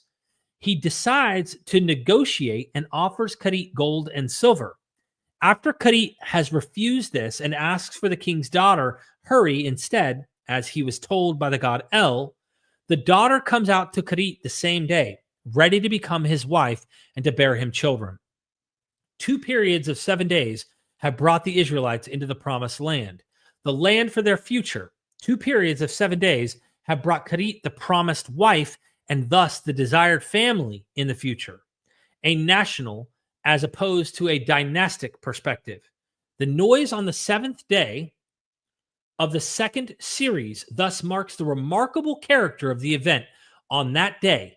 In both cases, the issue which the episode started with is resolved. The 2 stories not only resemble each other in their time frame, there are several additional similarities. Both have a woman come out of the city to join the besiegers, though her social position and function within the story are completely different. The story of Karit is about a king desperate for a wife to bear him descendants. Karit indeed gets his princess Huri, who subsequently gives him a number of children. By contrast, in the book of Joshua, the role of the woman is played by a harlot. Rahab is already familiar with the faith of the Israelites and the mighty deeds which God has done for them before they had even entered the country, and therefore is willing to hide the Israelite spies in her house. When the Israelites enter the city after its miraculous fall, she and her family are the only inhabitants who are spared by the victors.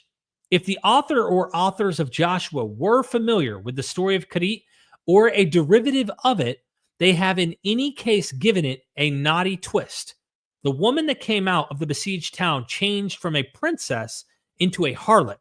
But in spite of the difference in status, in both cases, she enters into marital relations with the besiegers, as the descendants of Rahab, who was clearly not married at the time, Joshua 2:13, are said to have lived among the Israelites until the present day, Joshua 6:25. Such a striking transformation, unless the similarity is completely accidental, must almost certainly have a literary background, with one story alluding to the other one. Let me get a little bit of holy water here. I'm trying. Bear with me. Let me check on y'all. Make sure everybody's alive. Everybody's alive. Whew. I could tell I need to eat after this. I'm burning fumes. Who is Athirat? So Athirat would be in Canaan, or in the regions around Canaan as well. There are different derivatives of the name. Athirat is Asherah. Asherah is the queen of heaven, the wife of Yahweh, the wife of El, depending on where you find, because you can go down to like Contilida Druid down south and find Athirat or Asherah, different inscriptions with this goddess and the chief deity, the king of the gods. I think this is also the same god, or this goddess also is, in some cases, married to Baal, the mother and wife of. So that Athirat is pretty much who we read of in the Bible as Asherah. Flowing strength. Thank you again for the super chat, Derek. May you always speak Midu Neder, divine speech. Medu Neder. Thank you so much. I appreciate the love and the support. I really, really do. But yeah, in case I'm not paying attention, forgive me. I'm reading these things, and I will get back to you if you super chat or whatever interesting things pop out. I think I'm alive. Yeah. Yes. There are texts, there are inscriptions of this, not only in like southern regions of the Levant, but also within the region of where we would call Israel today, Canaan, Palestine, the whole nine. Like there are many inscriptions that indicate not only El had a wife, but Asherah was also the wife of Yahweh in several inscriptions. Now, I know that can be heretical. I personally like the broader world. I don't stick to just, well, this particular Bible author wrote this, and therefore all of these things must be true. I like seeing the complex, multi-mythical traditions. I like to see all of that. So, yeah. Master Dayum. Yes, indeed. Indeed, my friend. And now Neo's married to her. So, look, I get it, you know. It's pretty hard. It's very difficult to not want to be married to Atharat. Okay. Let's move on. Yes. Both Karit and Joshua are presented as pious men giving honor to their gods in various ways, but especially in the sanctuary which they reach halfway through their journey to the city they want to besiege. Both lead an enormous multitude of people, but their function with regard to these is different. Joshua is a mediator between God and the people of Israel. Karit is a king, a supposed son of the god El, and therefore endowed with special power over the people of Hubar. They are not, however, the main characters in the stories bearing their names. The real protagonists are the divinities that appear in the stories. They are the ones who determine what is going to happen, while both Joshua and Karit only carry out their orders. I love this because we think of Joshua's story and we go, oh, Joshua's the main guy. Yeah, he's a main character, but like what God is doing in the story, what El, Yahweh, is doing in the story, or in the case of the Karit myth, it's El and Athirat. They're the real puppet masters pulling the strings in the story, just like the story of Joshua. So I really like that that's being highlighted. In the two stories, gold and silver play an important role. This was fascinating to me. In Karit, they appear as a gift offered to Karit by El. Let me take my headphones off because the brain worms are getting stronger when I wear my headphones right now. Okay. My ears, after a while, start kicking my butt. Here we go. All right. In Karit, they appear as a gift offered to Karit by El and later by the king of Udum. Both times he refuses. So El, the main chief god, who's father of many other sons in the Ugaritic pantheon, but in this case, it seems Karit is his son, which is interesting. But El offers gold and silver, or just gold, I think gold and silver. And then later the king of Udum, who he marries the daughter of, also offers it. And he promised it to Asherah, right? Athirat. Both times he refuses since it is not what he wants. The people of Israel find silver and gold in the city of Jericho, but may not take it for themselves because it does not belong to them, but to the treasury of the Lord. In the latter case, the precious metals are not a gift, but are simply present in the city. The role the gold and silver play later on is similar again. Withholding the precious metals from the divinity leads to distress. Karit falls ill because he did not fulfill his vow to Athirat, and Achan, Joshua 7, being the cause of the defeat near Ai, is stoned to death. The meaning of the similarities. Okay, here we go. Let me check on y'all. Make sure everybody's good. Everybody's all right. Everybody's surviving. We're getting through. We're drudging through this, but this is some good stuff. Press 1 if this is interesting to you. If you're really like, I did not know this. I'm really wondering if you've never actually seen or heard about this earlier Karit myth, the legend of Kerta. If you haven't heard of this, and this is your first time and you're actually pretty like, this is cool stuff, press 1. I'm really interested to see your thoughts because this was like blew me away when I read it for the first time. And I was just impressed. I said, oh my gosh, I think people need to hear about this because this is at least, I would say 700-800 years older than Joshua. Like this story that we're finding in the Bible. And also, if you don't mind, while you're pressing 1, I see that we got plenty of ones dropping here, right? Skyline, Cedric, Golan, Neo, Yeshua, Jack Cup. The truth is, Karan Saraf. I'm now a zombie. Herbert, Flowing Strength, the mother frickin' Wendyberg. Okay, now I want to see if I can't get some more votes here. And in this vote, I'm saying, are you seeing what I'm seeing? Do you think that there is something going on between these stories? Is this persuasive to you as you're reading this? If so, type 7. I want to see an odd number so we don't confuse the ones. 7, if this seems like there's something going on where the older Canaanite myth is being recycled, whether there's an intermediary or if they know the actual story itself, I don't know. But like 7, if this seems persuasive, and give me a 8 if you don't think there's anything to this. If this is all just parallelomania, give me an 8. If you think that there's something to it, give me a 7. All right, we got some 7s already. Break Yourself, cool name. Stephen Beard, Golan, Cedric, the Bulls of Bishan, Carla says, were pre-Joshua. Neo Prototype 7, Yeshua 7, Apocalypsis 7, 7, 7, 7, Hard 8, Doc. Hard 8. There's nothing here, huh? Okay. Yosef 7. And then we got people coming in with the ones. Flowing Strength 7. 7. Mark S. Smith says the Hebrews were formerly Canaanites to begin with. I agree. Herbert says 8. Mother frickin' Wendyberg 7. Noah 7. Carla with the 8. Doc's not convinced. Nope. Yadin says 8. And then we got people throwing other numbers up. All right. Well, let's continue. Maybe there's more to it that people will see that makes them think, hold up, maybe there's something more. I'm persuaded. I can't unsee that there's something going on between these two stories in some way, shape, or form with the 7-day motif. They're silent around a city they're about to either conquer or get their way with.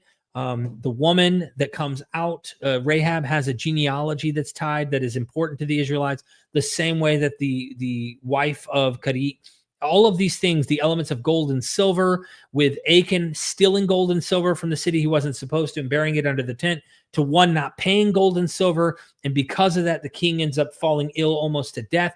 Like, I understand they're not identical. That's the point. You never write a Xerox copy, but I cannot unsee what's happening in these two myths, to not think something's going on. And the fact that it's regional. It's not like I'm asking you to accept an Aegean myth. I'm not telling you let's go to India. I'm saying this is literally in the geographic location, a discovered tablet in Canaan, where Israelites literally wrote their myths. So it's hard for me not to think something's going on. Okay, let me stop whining about the 8s here and push on to my 7s. I still love you 8s, okay? Not as much. I have to be honest, okay? Not as much. Right now, you have some repentance to do, but I still love you, okay? All right, here we go. The meaning of the similarities. So, faced with this remarkable similarity between two texts, I agree, it's remarkable. 8s, pay attention. Between the two texts, which are separated by religion, literary culture, location, and probably by at least a few centuries of time, we cannot refrain from attempting to find an explanation, while realizing that an unlikely coincidence cannot be ruled out. Damn it! Why didn't he just say it isn't a coincidence? Look, even the scholars clearly being very careful, right? He's saying it could be a coincidence. We can't rule that out as an explanation for the time being. If we leave that latter option aside for the moment, the first possibility for such an explanation would be, of course, to assume that we are dealing with a common literary pattern of a 2-week period in the description of the assault on a foreign city, in which the first week would be devoted to the journey to the city, interrupted in the middle by a religious ceremony at a sanctuary, and the second week to a siege in which the assaulting army refrains from aggression, after which a noisy event causes the surrender or fall of the city on the 7th day. This could undoubtedly be a serious possibility, but it should be noted that there are more similarities between the two accounts, such as the breaking of a vow or order dealing with giving gold and silver to the divinity, Karit's vow to Asherah, and Achan's taking some of the banned spoils of Jericho, and the taking of one woman from the city, Huri and Karit, Rahab and Joshua. The difference, therefore, being such a hypothetical common literary pattern, of which we have no other example in the world around the Hebrew Bible, and the second possibility is rather small indeed. The second explanation could be that in Joshua 1 through 8, we're dealing with a literary emulation, or a bundle of allusions connecting it with another work, whether Canaanite or Israelite, whether it was some form of the Epic of Karit or another composition, whether it was an epic version of the episode of Joshua 1 through 8, an earlier prose account of the same or something completely different. We will probably never know what exactly was behind our present text of Joshua, but the conclusion that there must have been a case of literary emulation certainly seems rather likely. All right. I don't hate the 8s as much. Carla, okay, 7.5. Look, you're being reasonable. I still love you guys and girls. I mean, look, I just want it to be true that there's some parallels, okay? Connections between literary works and antiquity. All right. I love that he mentions Emma West. Throughout history, in every case where cultures and nations coexisted for some time in the same geographical area, their literatures tended to influence each other in some way. The relation between Greek and Latin literature, for example, is on the whole clear enough, both because we are well informed about many aspects of this relationship in contemporaneous documents and because of the attention which it has received in modern scholarship. The indebtedness of Greek literary culture to the literary world of the ancient Near East has been extensively described by M.L. West, and new material has recently been discussed by Mary Bakvarova. Bakvarova. Forgive me if you ever watch this video. The contacts between other literatures of antiquity are often far less clear, though their existence can hardly be doubted in many cases. And by the way, if you're looking for the east face of Helicon, This is a heavy book. M.L. West goes and traces a lot of Eastern mythology, Asiatic mythology in Greek myth and poetry, of course. And so, anyway, definitely worth getting that book. All right, back to there we go. Okay. Everybody okay? Everybody's okay? Everybody's good here? Look, we got the 8s are the stepkids. Look, they get love too. It's okay. We still love them. They don't get we're going to feed them some of the food, but not all the food. Treat them like stepkids. It's what we do.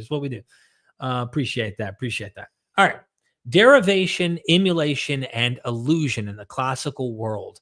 Literary theorists agree on the idea that the Roman poet Virgil was a borrower. In writing his Aeneid, he made good use of Homer's Iliad and Odyssey. Even the first sentences of the Aeneid display Aeneas as a wanderer like Odysseus, and it is generally accepted that for his Georgics, Virgil likewise used previous writings by other authors. Allusion is one of the ways in which Virgil and other classical authors as well connected their compositions with earlier works. Allusion is a two-step process of implication. Firstly, the author deliberately refers to some entity, and secondly, he implies something by this reference. This means that something has to be intended by the author to be an allusion. It occasionally happens that an author refers to something unconsciously, and the reader knows what he is referring to. This clearly is not an allusion. An allusion is always intended by the author. Bear with me. Additionally, allusion can only function as such if the reader understands what is alluded to. If not, the reader can pick up the signals of allusion, meaning unexpected use of words or an unusually constructed sentence. But if he does not know or does not recognize the text alluded to, the allusion does not function as such. Another aspect of allusion is that it has to give the text that includes the allusion a new or additional meaning, one that is also different from the one of the text. One that is also different from the one of the text alluded to. In the book of Joshua, elements such as the 7-day pattern or the woman taken from the city are not essential, but in their function as allusions, they would add another meaning to the text, serving to connect the biblical events with Karit's story. On the one hand, showing us the similarities between the text, such as the divine direction of events in order to help Karit and the people of Israel, respectively. And on the other hand, emphasizing the differences between them, especially between a basically personal and dynastic account, dynasty, whatever function it may have served in the wider context, and a story about the invention of God in history on behalf of his people, Israel. Allusion and emulation are closely connected. Allusion can well be found without the presence of emulation. By contrast, however, emulation without allusion is impossible. If an author wants to improve and expand on a text, emulation, he needs to allude to it.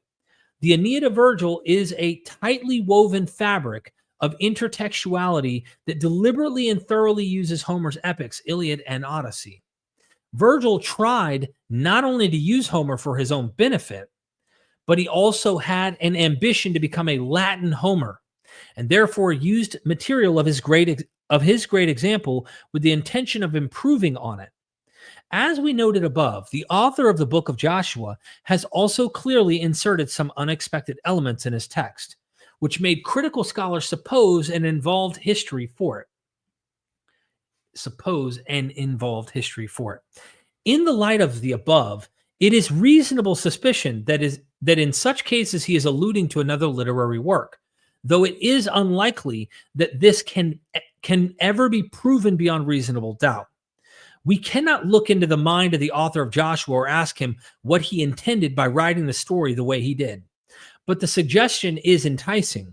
Using the formula for allusion suggested by Combs, an allusion is S in saying that P allusively refers to E in order to complicate that Q.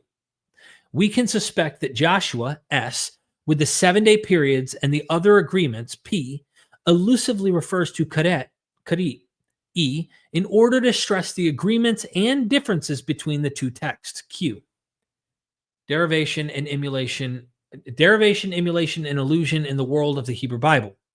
These literary techniques of emulation and illusion, which serve to connect a literary work with other literary works, are probably universal to advanced human occupation with literature.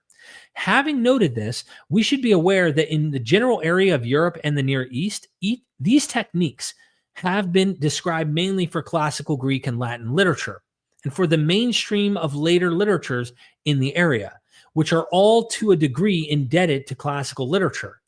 This should make us cautious of applying their principles as found in the secondary literature to literatures which predate or are contemporaneous with classical Greek literature, such as most of the Hebrew Bible. We can use insights into classical literature to get an inkling of what is possible in this field, but we should always check whether the same rules apply for the literature we are dealing with. The idea that derivation of other works in the form of literary emulation of various types underlies the forms and contents of various books and episodes in and around the Hebrew Bible is hardly new. Daniel Boddy made a strong case for the theory of the book of Ezekiel is connected with the Akkadian poem of Era, or a composition much like it, in one could add. It has already been demonstrated long ago that the so-called Telemachy, the journey of Telemachus to find his father Odysseus, in the first 4 books of Homer's Odyssey may well underlie various elements, some of which are otherwise inexplicable, in the apocryphal book of Tobit. While the book has also been shown to have strong intertextual links with Genesis and Job, and it has been demonstrated that the literary framework of the Greek language histories of Herodotus, of Halicarnassus, has been emulated in the primary history. Likewise, the book of Daniel probably emulates parts of the same histories also. Beside being an expert emulation of the story of Joseph in Genesis 37-50 and the book of Ezra. Another example is found in the study into the connections of Genesis and the Gilgamesh epic. Many authors accept the idea that the story about the creation of the earth, as well as the flood story, was developed out of the author's knowledge of Gilgamesh epic and the Mesopotamian flood stories. The biblical authors, thus, according to these scholars, did not create the story out of nothing, but made a fair use of known elements. This illusion was, according to this line of thought, understood by their readers who knew the stories of Gilgamesh and other stories, or others like them, and understood the references. By using these known features, the authors assured that the newly written story of the creation of the earth by the Lord would be accepted and fitted into the cultural and literary tradition of that time. Meaning, thinking about that, like, would the ancient Israelites who were hearing or reading this story of Joshua understood that older story and the tradition of Canaan? Would that have been a nod? Would they have clearly picked up on it like the authors of Genesis would have probably, their audiences would have picked up on Gilgamesh or the Atrahasis epic, or, all of that stuff, the Enuma Elish, all of that, would they have picked up on that? Okay. Almost there. Not every agreement, of course, constitutes an illusion. The study of parallel pairs, for example, provides us with many congruences between texts. Y. Avishur has published an impressive volume containing all sorts of word pairs from ancient Semitic literature that occur in the Bible as well. Avishur meticulously searched thousands of lines of text for resembling word pairs. Common use of word pairs, however, evidently does not by itself constitute an illusion. As we saw above, an illusion has to be intended by the author and has to add a new meaning to the text, originating from the combination of the elusive and the text alluded to together. And a word pair like silver and gold, as appears both in Joshua 6 and in Karit's story, is too common to refer to one particular text and therefore to be an illusion in its own right. It is a general lexical and stylistic feature of these texts originating from their common West Semitic literary background. This does not, of course, exclude the possibility that such a word pair may have a function within an elusive relationship between the two texts. Another subject of consideration has been the literary position of biblical Hebrew prose narratives in connection with the Near Eastern epic tradition. It has often been noted that such prose texts take the place of the narrative epic found with Israel's neighbors, and that one can even consider whether these prose texts should be regarded as Israel's way of writing epics. Some authors made a case for the biblical Hebrew prose having arisen from an older poetical epic tradition. For example, by pointing out that certain stock phrases of that tradition are also to be found in Hebrew narrative text, where one would not normally expect them. Okay. Let's check on you real quick. Let's check on everybody in the chat. Everybody alive. The worms have died off. Where are we at? Let me see. I need to check and see where we're at on this poll, ladies and gentlemen.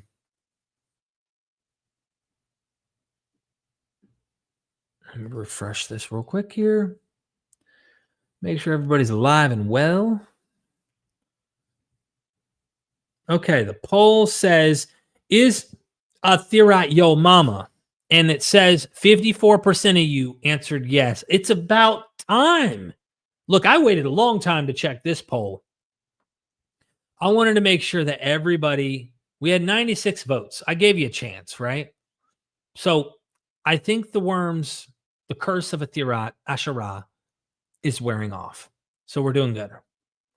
All right. So we're coming to a close here in this article, but this is good. I'm glad that it's not just a home run and they're being very cautious, but also explaining to you, I believe they are convinced that there's something going on. They wouldn't have made this case, I don't think, if they didn't. Okay. Israel's conquest account between East and West. Let's pull this up. Having thus noted with other authors that it is very likely that there is a literary connection between the episodes of Karit's journey to the city of Udom and Joshua's campaign against Jericho, we must presently consider whether the connection between the two episodes stops here. Of course, there are significant differences between the journey of the Israelites from Egypt through the wilderness, where they moved around for 40 years to the land on the other side of the River Jordan, and from there to Jericho, and the campaign of Karit against Udom, which took no more than 2 weeks to complete. On the other hand, the later part of the story of King Keret contains a lot of elements which evidently have no counterpart in the Bible. As we noted above, however, the purpose of literary emulation is usually not to connect episodes which are already highly similar, but to establish a connection which makes both the differences and agreements between the two stand out very clearly, imbuing both the emulated and the emulating text with a new significance. And like most of the scholars I know would jump on this. When you start bringing in Greek myth and stuff, a lot of them like really try to pause. And I think it's unfortunate because the Greeks are also being influenced by the East, but then also who's to say they're not influencing biblical authors? I mean, who's to say that? It is often, usually it's the linguistic stuff too, that they'll say, oh, well, if you don't have the language, then they can't parallel, they can't connect. So that's usually a big hesitation for a lot of them. It has often been noted that the crossing of the sea in Exodus 14 and of the Jordan in Joshua 4 exhibits some striking similarities. To start with, the explicit comparison of the two events in Joshua 4:23. Many scholars have tried to elucidate the relationship or the relation between the two, often by assuming that one of them is original and the other one partially or completely based on it. It would seem that this assumption is not mandatory, as there are reasons both of contents and of literary dependence for the presence of the two episodes. Firstly, in the present form of the text, these crossings together constitute a significant inclusion. The journey through the wilderness from Egypt to the promised land begins and ends with the people of Israel going dry shod through a body of water.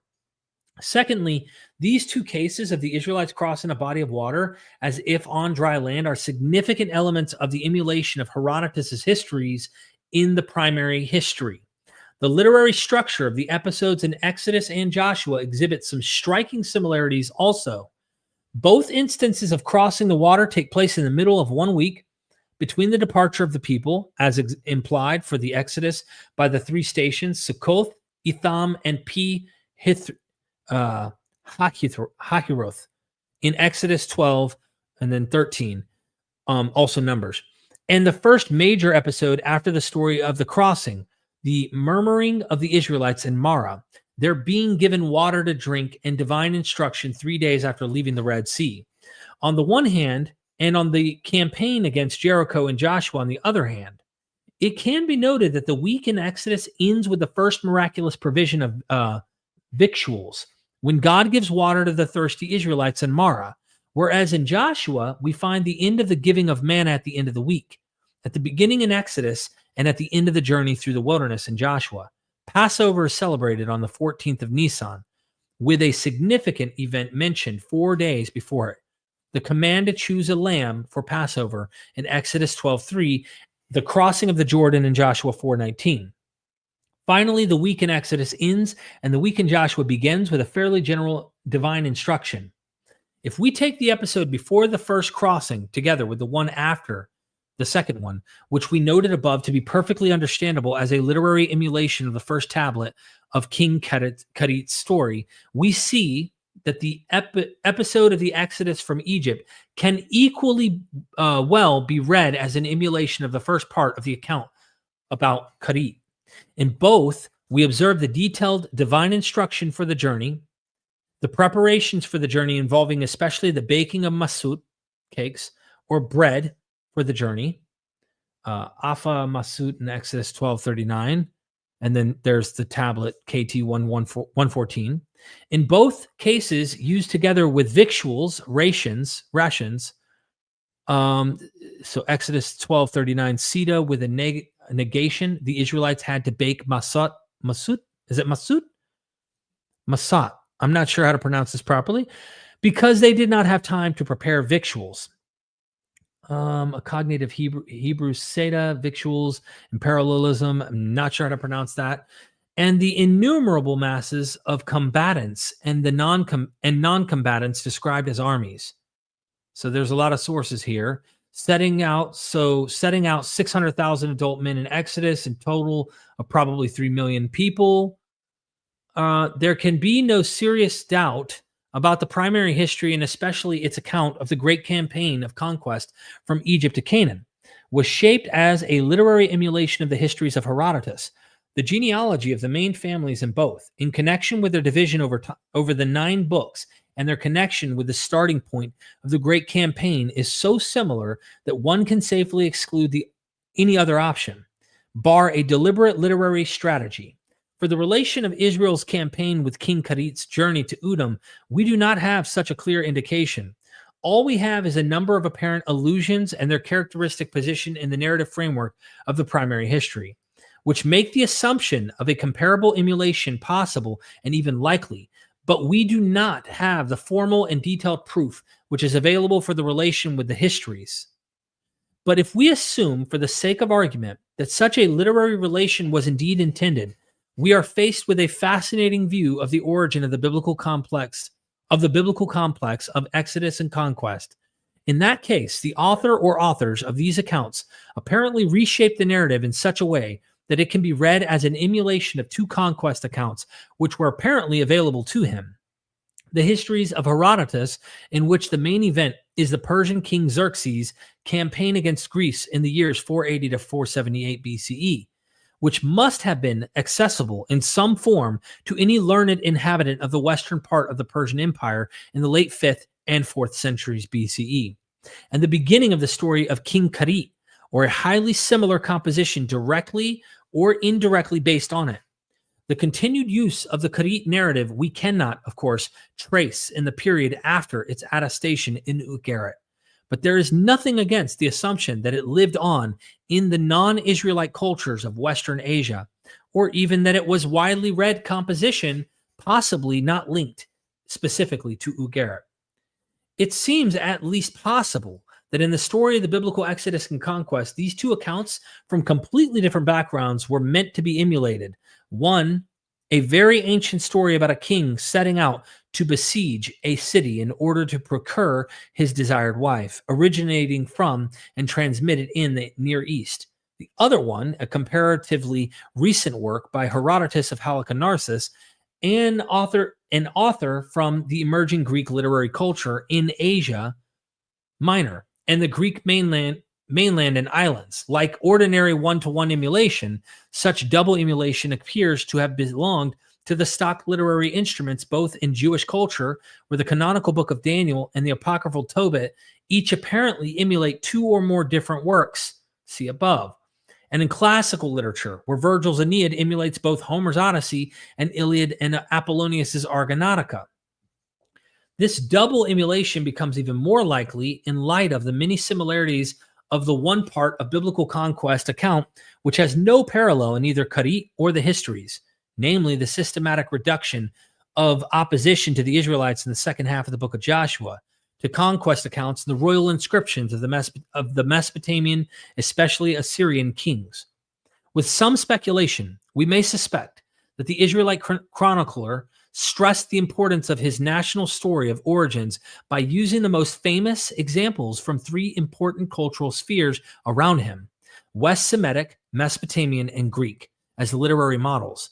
While it touches only indirectly on the question of the historicity of Exodus and Conquest, this observation would elucidate the author's view of these events as the pivotal episode of history in general, surpassing all comparable episodes in the history of other nations. Conclusion.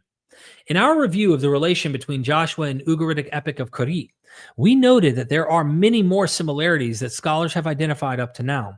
Beside a number of additional agreements of substance, especially the chronological scheme of a period of 2 weeks is highly significant. 1 week to arrive at a city, which is to be besieged on instructions from the divinity, interrupted around the middle of the week by the visit to a sanctuary, and followed by 1 week of silent siege, which ends in victory on the noisome seventh day. Oh, sorry, noisome? On the noisome seventh day. This chronological framework becomes visible in its entirety only through taking the indications of time in Joshua 1 through 8 very seriously, and treating these chapters as a consistent and unitary piece of literature, which challenges the reader to put the chronology together from various dispersed indications. Conversely, the success of this reconstruction affirms the character of the text as a coherent piece of literature. The parallel with a comparable situation in the text, which deals with the circumstances of King Saul's death, proves highly illuminating two episodes of crucial significance in the history of Israel: first conquest of a portion with the promised land and the beginning of the rule of King David, are marked by putting puzzles before the reader. In both cases, the reader is to reconstruct the order of events from chronological indications involving, among other direct and indirect indications, periods of 3 days, which may be combined to make an entire week. In view of the fact that similarities are on the one hand very striking, whereas the stories in which they occur are very different in time of attestation, scope, and content, a gradual development of one account from the other seems less likely than the option of a direct literary relationship, with one reflecting the other as a literary emulation. In that case, the story of the first chapters of the book of Joshua would have been set up as an emulation of either the story of Karit itself or of a story which is closely related to it, irrespective of whether it was Canaanite or Israelite or something else. A fascinating additional possibility is that the entire account of the Israelites' journey before and after their crossing of the Red Sea, or the sea, and the Jordan, respectively, that is to say, with the journey through the wilderness bracketed out, was written as an emulation of the first part of the Epic of Karit, and that it refers both to the ancient story of King Keret and to the contemporaneous work by Herodotus. The parallels with Mesopotamian conquest accounts would appear to strengthen this hypothesis. It should be noted, however, that in spite of a fair number of other proposals for such direct literary influence of other cultures on the Hebrew Bible, and in spite of eagerness of many scholars to suppose a direct link between the story of the taking of Jericho and the Epic of Karit on the basis of a far smaller amount of evidence, in our opinion, it is too early to consider it as proven. Accidental similarity, especially when one is dealing with the relatively common motifs, can rarely be completely excluded, and this also applies to our case. There are strong indications that there is indeed a direct literary link between the two episodes, especially since the supposed biblical emulation appears to be interrupted by the clearly connected and symmetrical episodes of the exit from Egypt and the entry into the Promised Land, with the nation passing dry shod through the waters of the Red Sea and Jordan, and the journey through the wilderness in between. We should, however, still be very cautious in drawing conclusions until additional instances of such literary relationship of emulation and illusion between stories in the Hebrew Bible and Canaanite literature can be found. This fascinating dossier is now open and will probably remain so in the foreseeable future. One firm conclusion can be drawn irrespectively of the final verdict on the relation of Exodus and Conquest to the story of Karit, of the story of King Keret, namely that the story of the beginning of the conquest of Canaan by the Israelites in Joshua 1-8, in its present form, is an extremely well-composed literary religious composition, and that there is no reason to assume a complex editorial history. Boom. Did we survive? 212 people survived that. Wow, you are absolutely amazing to be able to stick through me reading the rest of that article. Oh my gosh. Whew. That kicked my butt. I'm not going to lie. That's a lot of reading there. And I'm running on fumes food-wise. Diamond Encrusted Abdullah, thank you for the super chat. Zeus is Habu, a.k.a. Allah, God of Islam. Thank you for that. I appreciate that. And then you also, another super chat, Mecca is Hubal's throne. I don't even know who Hubal is. Hubal's throne, energy from prayer sent to moon. Allah means moon god in Arabic. Energy from animal sacrifice bounces to Saturn. Well, we needed to bounce back to Earth. Thank you for the super chat, my friend. JC, do Bodhi's the Book of Ezekiel and the Poem of Era? You want me to cover that? Is that what you're asking, JC? Look, I got some real gangsters in here. I'm still with you. I'm still here. I'm still with you, D. Thank you for being here. Appreciate that. JC, you wanting me to cover this at some point? Is that what you're saying? Okay. I won't be able to do it today. I got to get some food in me. But Bodhi's the Book of Ezekiel and the Poem of Era. Let me look this up.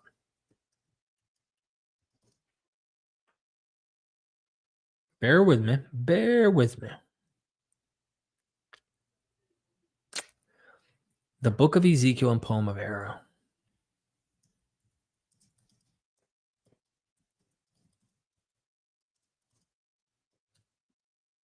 Looking this up. Looking this up. Daniel Bodhi's book, The Book of Ezekiel and the Poem of Era. Is this free? I see a PDF. Is this book free, JC? Let me check this out. Does this look right? Just downloaded it on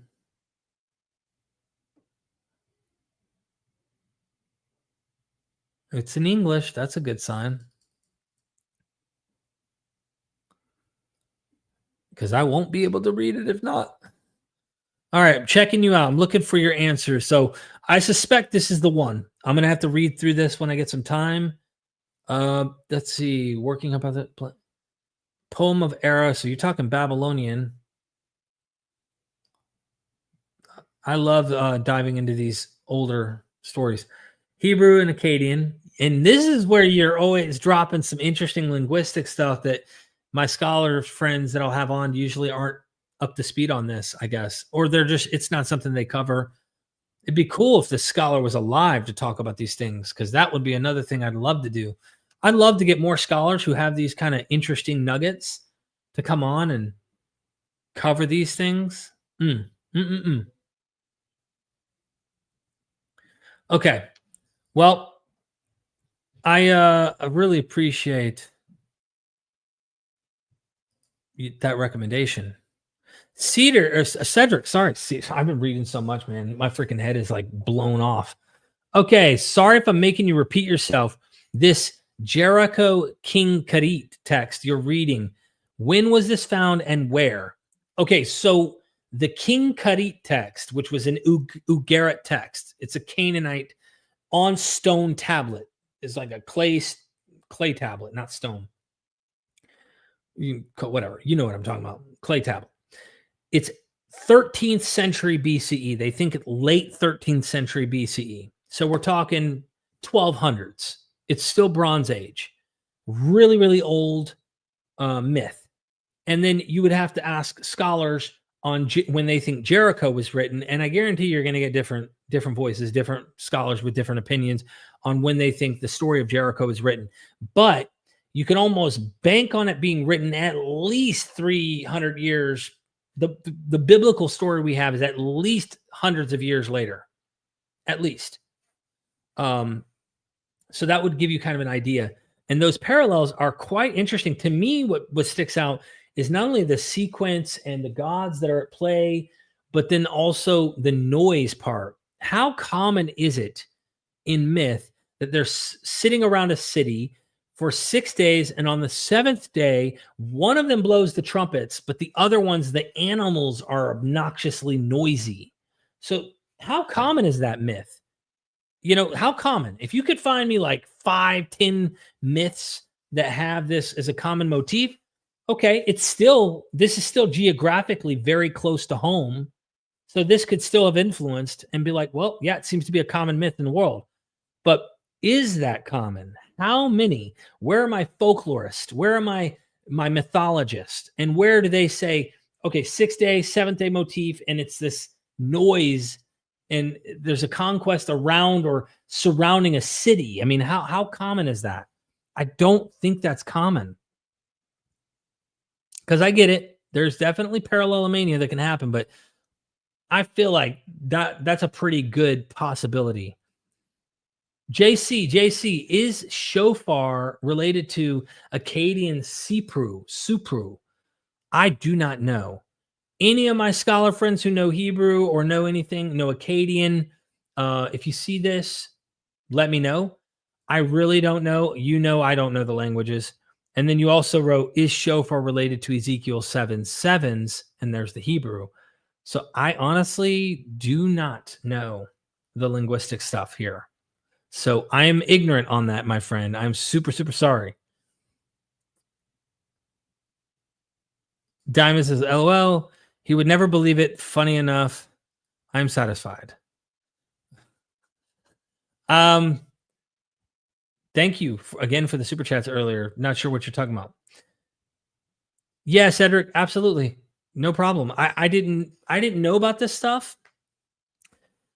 And once I heard it, I was like, damn, there's some patterns there. There's some parallels. There's something going on. The other myth I'd like to cover, the other character, is Daniel.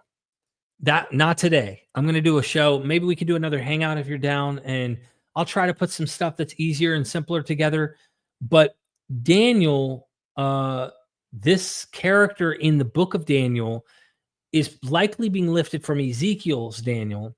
But there are scholars who have fought against this and also fought for it, that the character Daniel in Ezekiel is known from an older tell of Akit. I think it's called Akit. Let me make sure. Akat. Let me share my screen so you can actually see that too. So this tell, okay?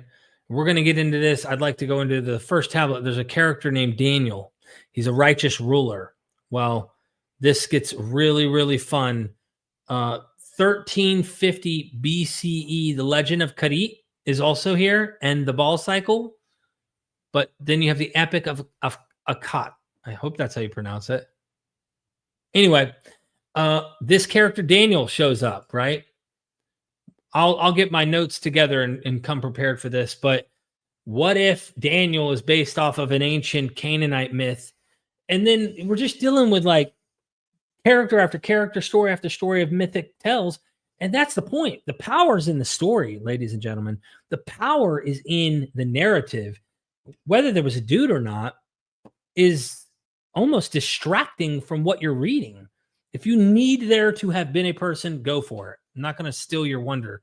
But that's not what I think the point of these stories are. JC again in the house. The poem of era has the root, like Ezekiel, the root of the first will be last tradition. So this stuff goes back, JC. I think there's so much continuity. But I love the poem of era. If I'm not mistaken, there's a story, and I'm butchering this because I read it in Gamirkin's book.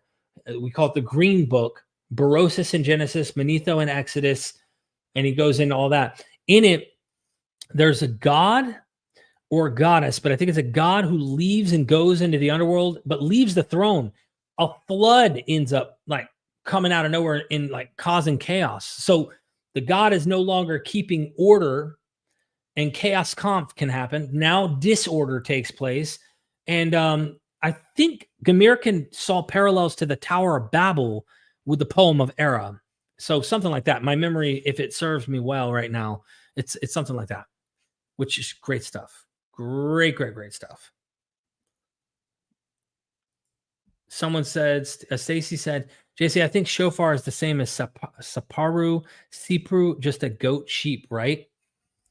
And then Dr. Pluroma, the power is in the imagination, I hate to say. So how exactly did Iron Age Judahites reading in Paleo Hebrew get their hands on 600-year-old myths written in a dead language and an extinct alphabet? This is a good question. This is critical, okay? Another way of putting it, how did the poem or the epic of Karit find its way into something 600 years later when the language is no longer something that's there? Who's to say that scribes 600 years later were not trained to know how to read these older languages? I mean, that's another question worth asking academics.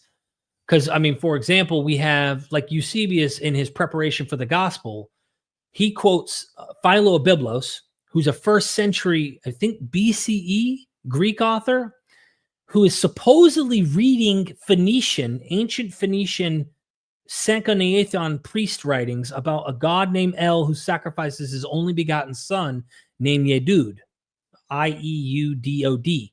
So how does a first century BCE Greek author know how to read a 8th century BCE priest Phoenician writing? You know, he must be trained in it. Is there no scribes in the 5th, 6th century BCE that would know how to decipher ancient Canaanite script? I mean, is it so different that you can't see it possibly having relation to Akkadian or other Aramaic, things like that? Like, I'm just thinking out loud, like, is that not an option?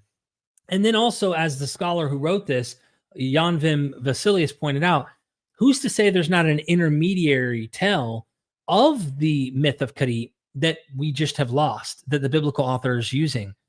I mean, I don't know. We just don't have it, right? But this is a good question that you're asking, that we should be asking ourselves and not jumping the gun on. It's good to ask these things. You know what I mean? Very good. And I expect you, Doc, to be the one who does that. So if you didn't do that, my stepchild, I'm pretending here, of course, if you didn't question these things, then there'd be a problem. I think the worms would have gotten to you if you weren't doing that. Okay, JC says yes, and that root is from the Sumerian Subala, as in the Gudea inscription. Way over my head, fam. Way over my head. Solera Knight, thank you for the super chat. And thank you, JC, for that one too. MythVision podcast should feature Dr. Solera as a Quest first ever Quizomania. Please email me. I'm curious to know more. I don't, Dr. Solera, I suspect that's you. Not 100% sure. Please email me. MythVisionPodcast@gmail.com. I'm going to put it in the chat.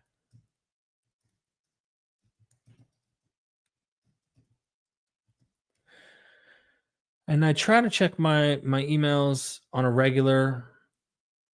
Yes, Ugaritic was written in a unique cuneiform alphabet, 30 signs, destroyed around 1190 BCE. The Ugaritic language vanished with it. Yeah, so is there no one who could decipher this language after that? And if so, then maybe there is an intermediary of some form. Just because their alphabet ended, the traditions, the oral stories they're continuing. Sorry, I feel like I got something in my tooth. Anyway, yeah, so I don't think that, the Canaanite traditions go extinct after that, just because the language might vanish. Got it. Thank you. Yeah, email me. Seriously, thank you, everybody. I really, really, really appreciate like all of you in the chat. It means the world to me to have you guys everybody constantly commenting, helping the worms go away, casting spells and all that to keep them off our backs. And also all the gold and silver that we gave to a Thirot today because Karit couldn't do his promise. I mean, come on, man. How are you going to promise, how are you going to promise a Thirot and then not keep your promise, bro? Terrible, terrible. I can smell the food in the air right now. I feel like Yahweh after the flood, and then he descends down and sees this burning barbecue, and he goes, and then his heart changed, and he goes, I will never destroy mankind again. Give me that, Noah. Give me that barbecue. I will never destroy you with water ever again. And here's my promise, the bow in the sky. But really, thank you. I love everybody. I'm not kidding. I'm dead serious. I seriously appreciate you. Big Daddy L here is going to need to go eat. A Thirot's cooking in the kitchen right now. I'm telling you, I could smell it and it's amazing. And don't promise a Thirot and not keep your promise. That's the lesson. Come on, give me a break. Give me a little bit of a break. Okay. I did keep destroying after that, but I didn't flood everybody. Okay. I just turned them into slaves, told them to kill every man, woman, and child. I mean, give me a little leeway here, gave them plagues and, just for numbering their army, the angel of the Lord, one swipe killed, I can't remember how many thousand that day. I turned my eye when I did it to them. I mean, look, give me a break. Okay. And now I just cook people for all eternity when they don't accept my son. All right. Which, if you really knew about the eternity thing, that's a worse thing than some of the stuff I did in that Old Testament. Okay. Just give me a little bit of a break. Give me a little bit of a break. I really appreciate everybody having fun. Spectral Cord, thanks so much, Derek. The world needs more people like you. Thank you. Not like L, just like me. I get it. Totally teasing. Stacy with the emoji. He did keep doing that. It was foreskin barbecue. Ooh. Ugh. Ugh. Where's Mount Sinai? Good question. There's different mountains that people say. Kevin in the house. Ashurbanipal of Assyria reigned 668 to 627 BCE. Boasted about reading Sumerian and writing the language over 1,000 years after the Sumerian civilization. Interesting. Very, very interesting. Carly says, right in the old nostrils like nose candy, really. Again, Kevin, thank you for the super chat, my friend. Athirot will be very appreciative. Thank you. Have a wonderful freaking night. Don't miss the outro. The outro, again, we had that made a long time ago.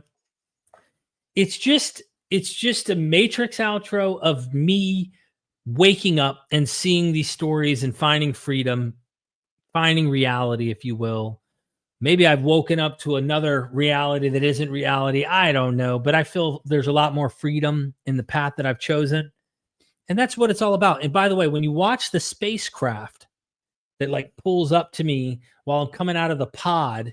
So a couple things. If you didn't know this, the Matrix outro that I'm about to do, all the pods with the electricity, if you look close, you'll see symbols of different religious symbols. They represent humans that are powering those pods from the Matrix. And then the spaceship shows up with all the academics, critical scholars, and their silhouettes, and they're drawing me out, making me freed from the pod, and then joining them on trying to free other humans from being stuck in like isolated views. So anyway, can you email me back so I know your thoughts? Did you email me, Joe? You can try Elijah's baked bread over Dookie. Sankanayethan example. Yes. Are you looking for that example? I don't know the primary source right now. That you can look up the name online. Eusebius quotes it in his preparation for the gospel. Oh, you emailed me a while ago. If you could update me, I get tons of emails a day. I'm so sorry about that. I really am. I get like so many emails. I'm not even kidding you. Like, it's ridiculous. But if you try to email me again, I'll try to keep my eye on it, and then try to message you and keep touching base with me that way. All right. I'm outie. Here's the outro. I am off to go eat. I love y'all. And never forget, ever, we are MythVision. Son, do you want to know what the truth is? After this, there's no turning back. You take the blue pill and you wake up in your bed and believe whatever you want to. You take the red pill and you stay in Wonderland, and I show you just how deep the rabbit hole goes. Remember, all I'm offering is the truth, nothing more.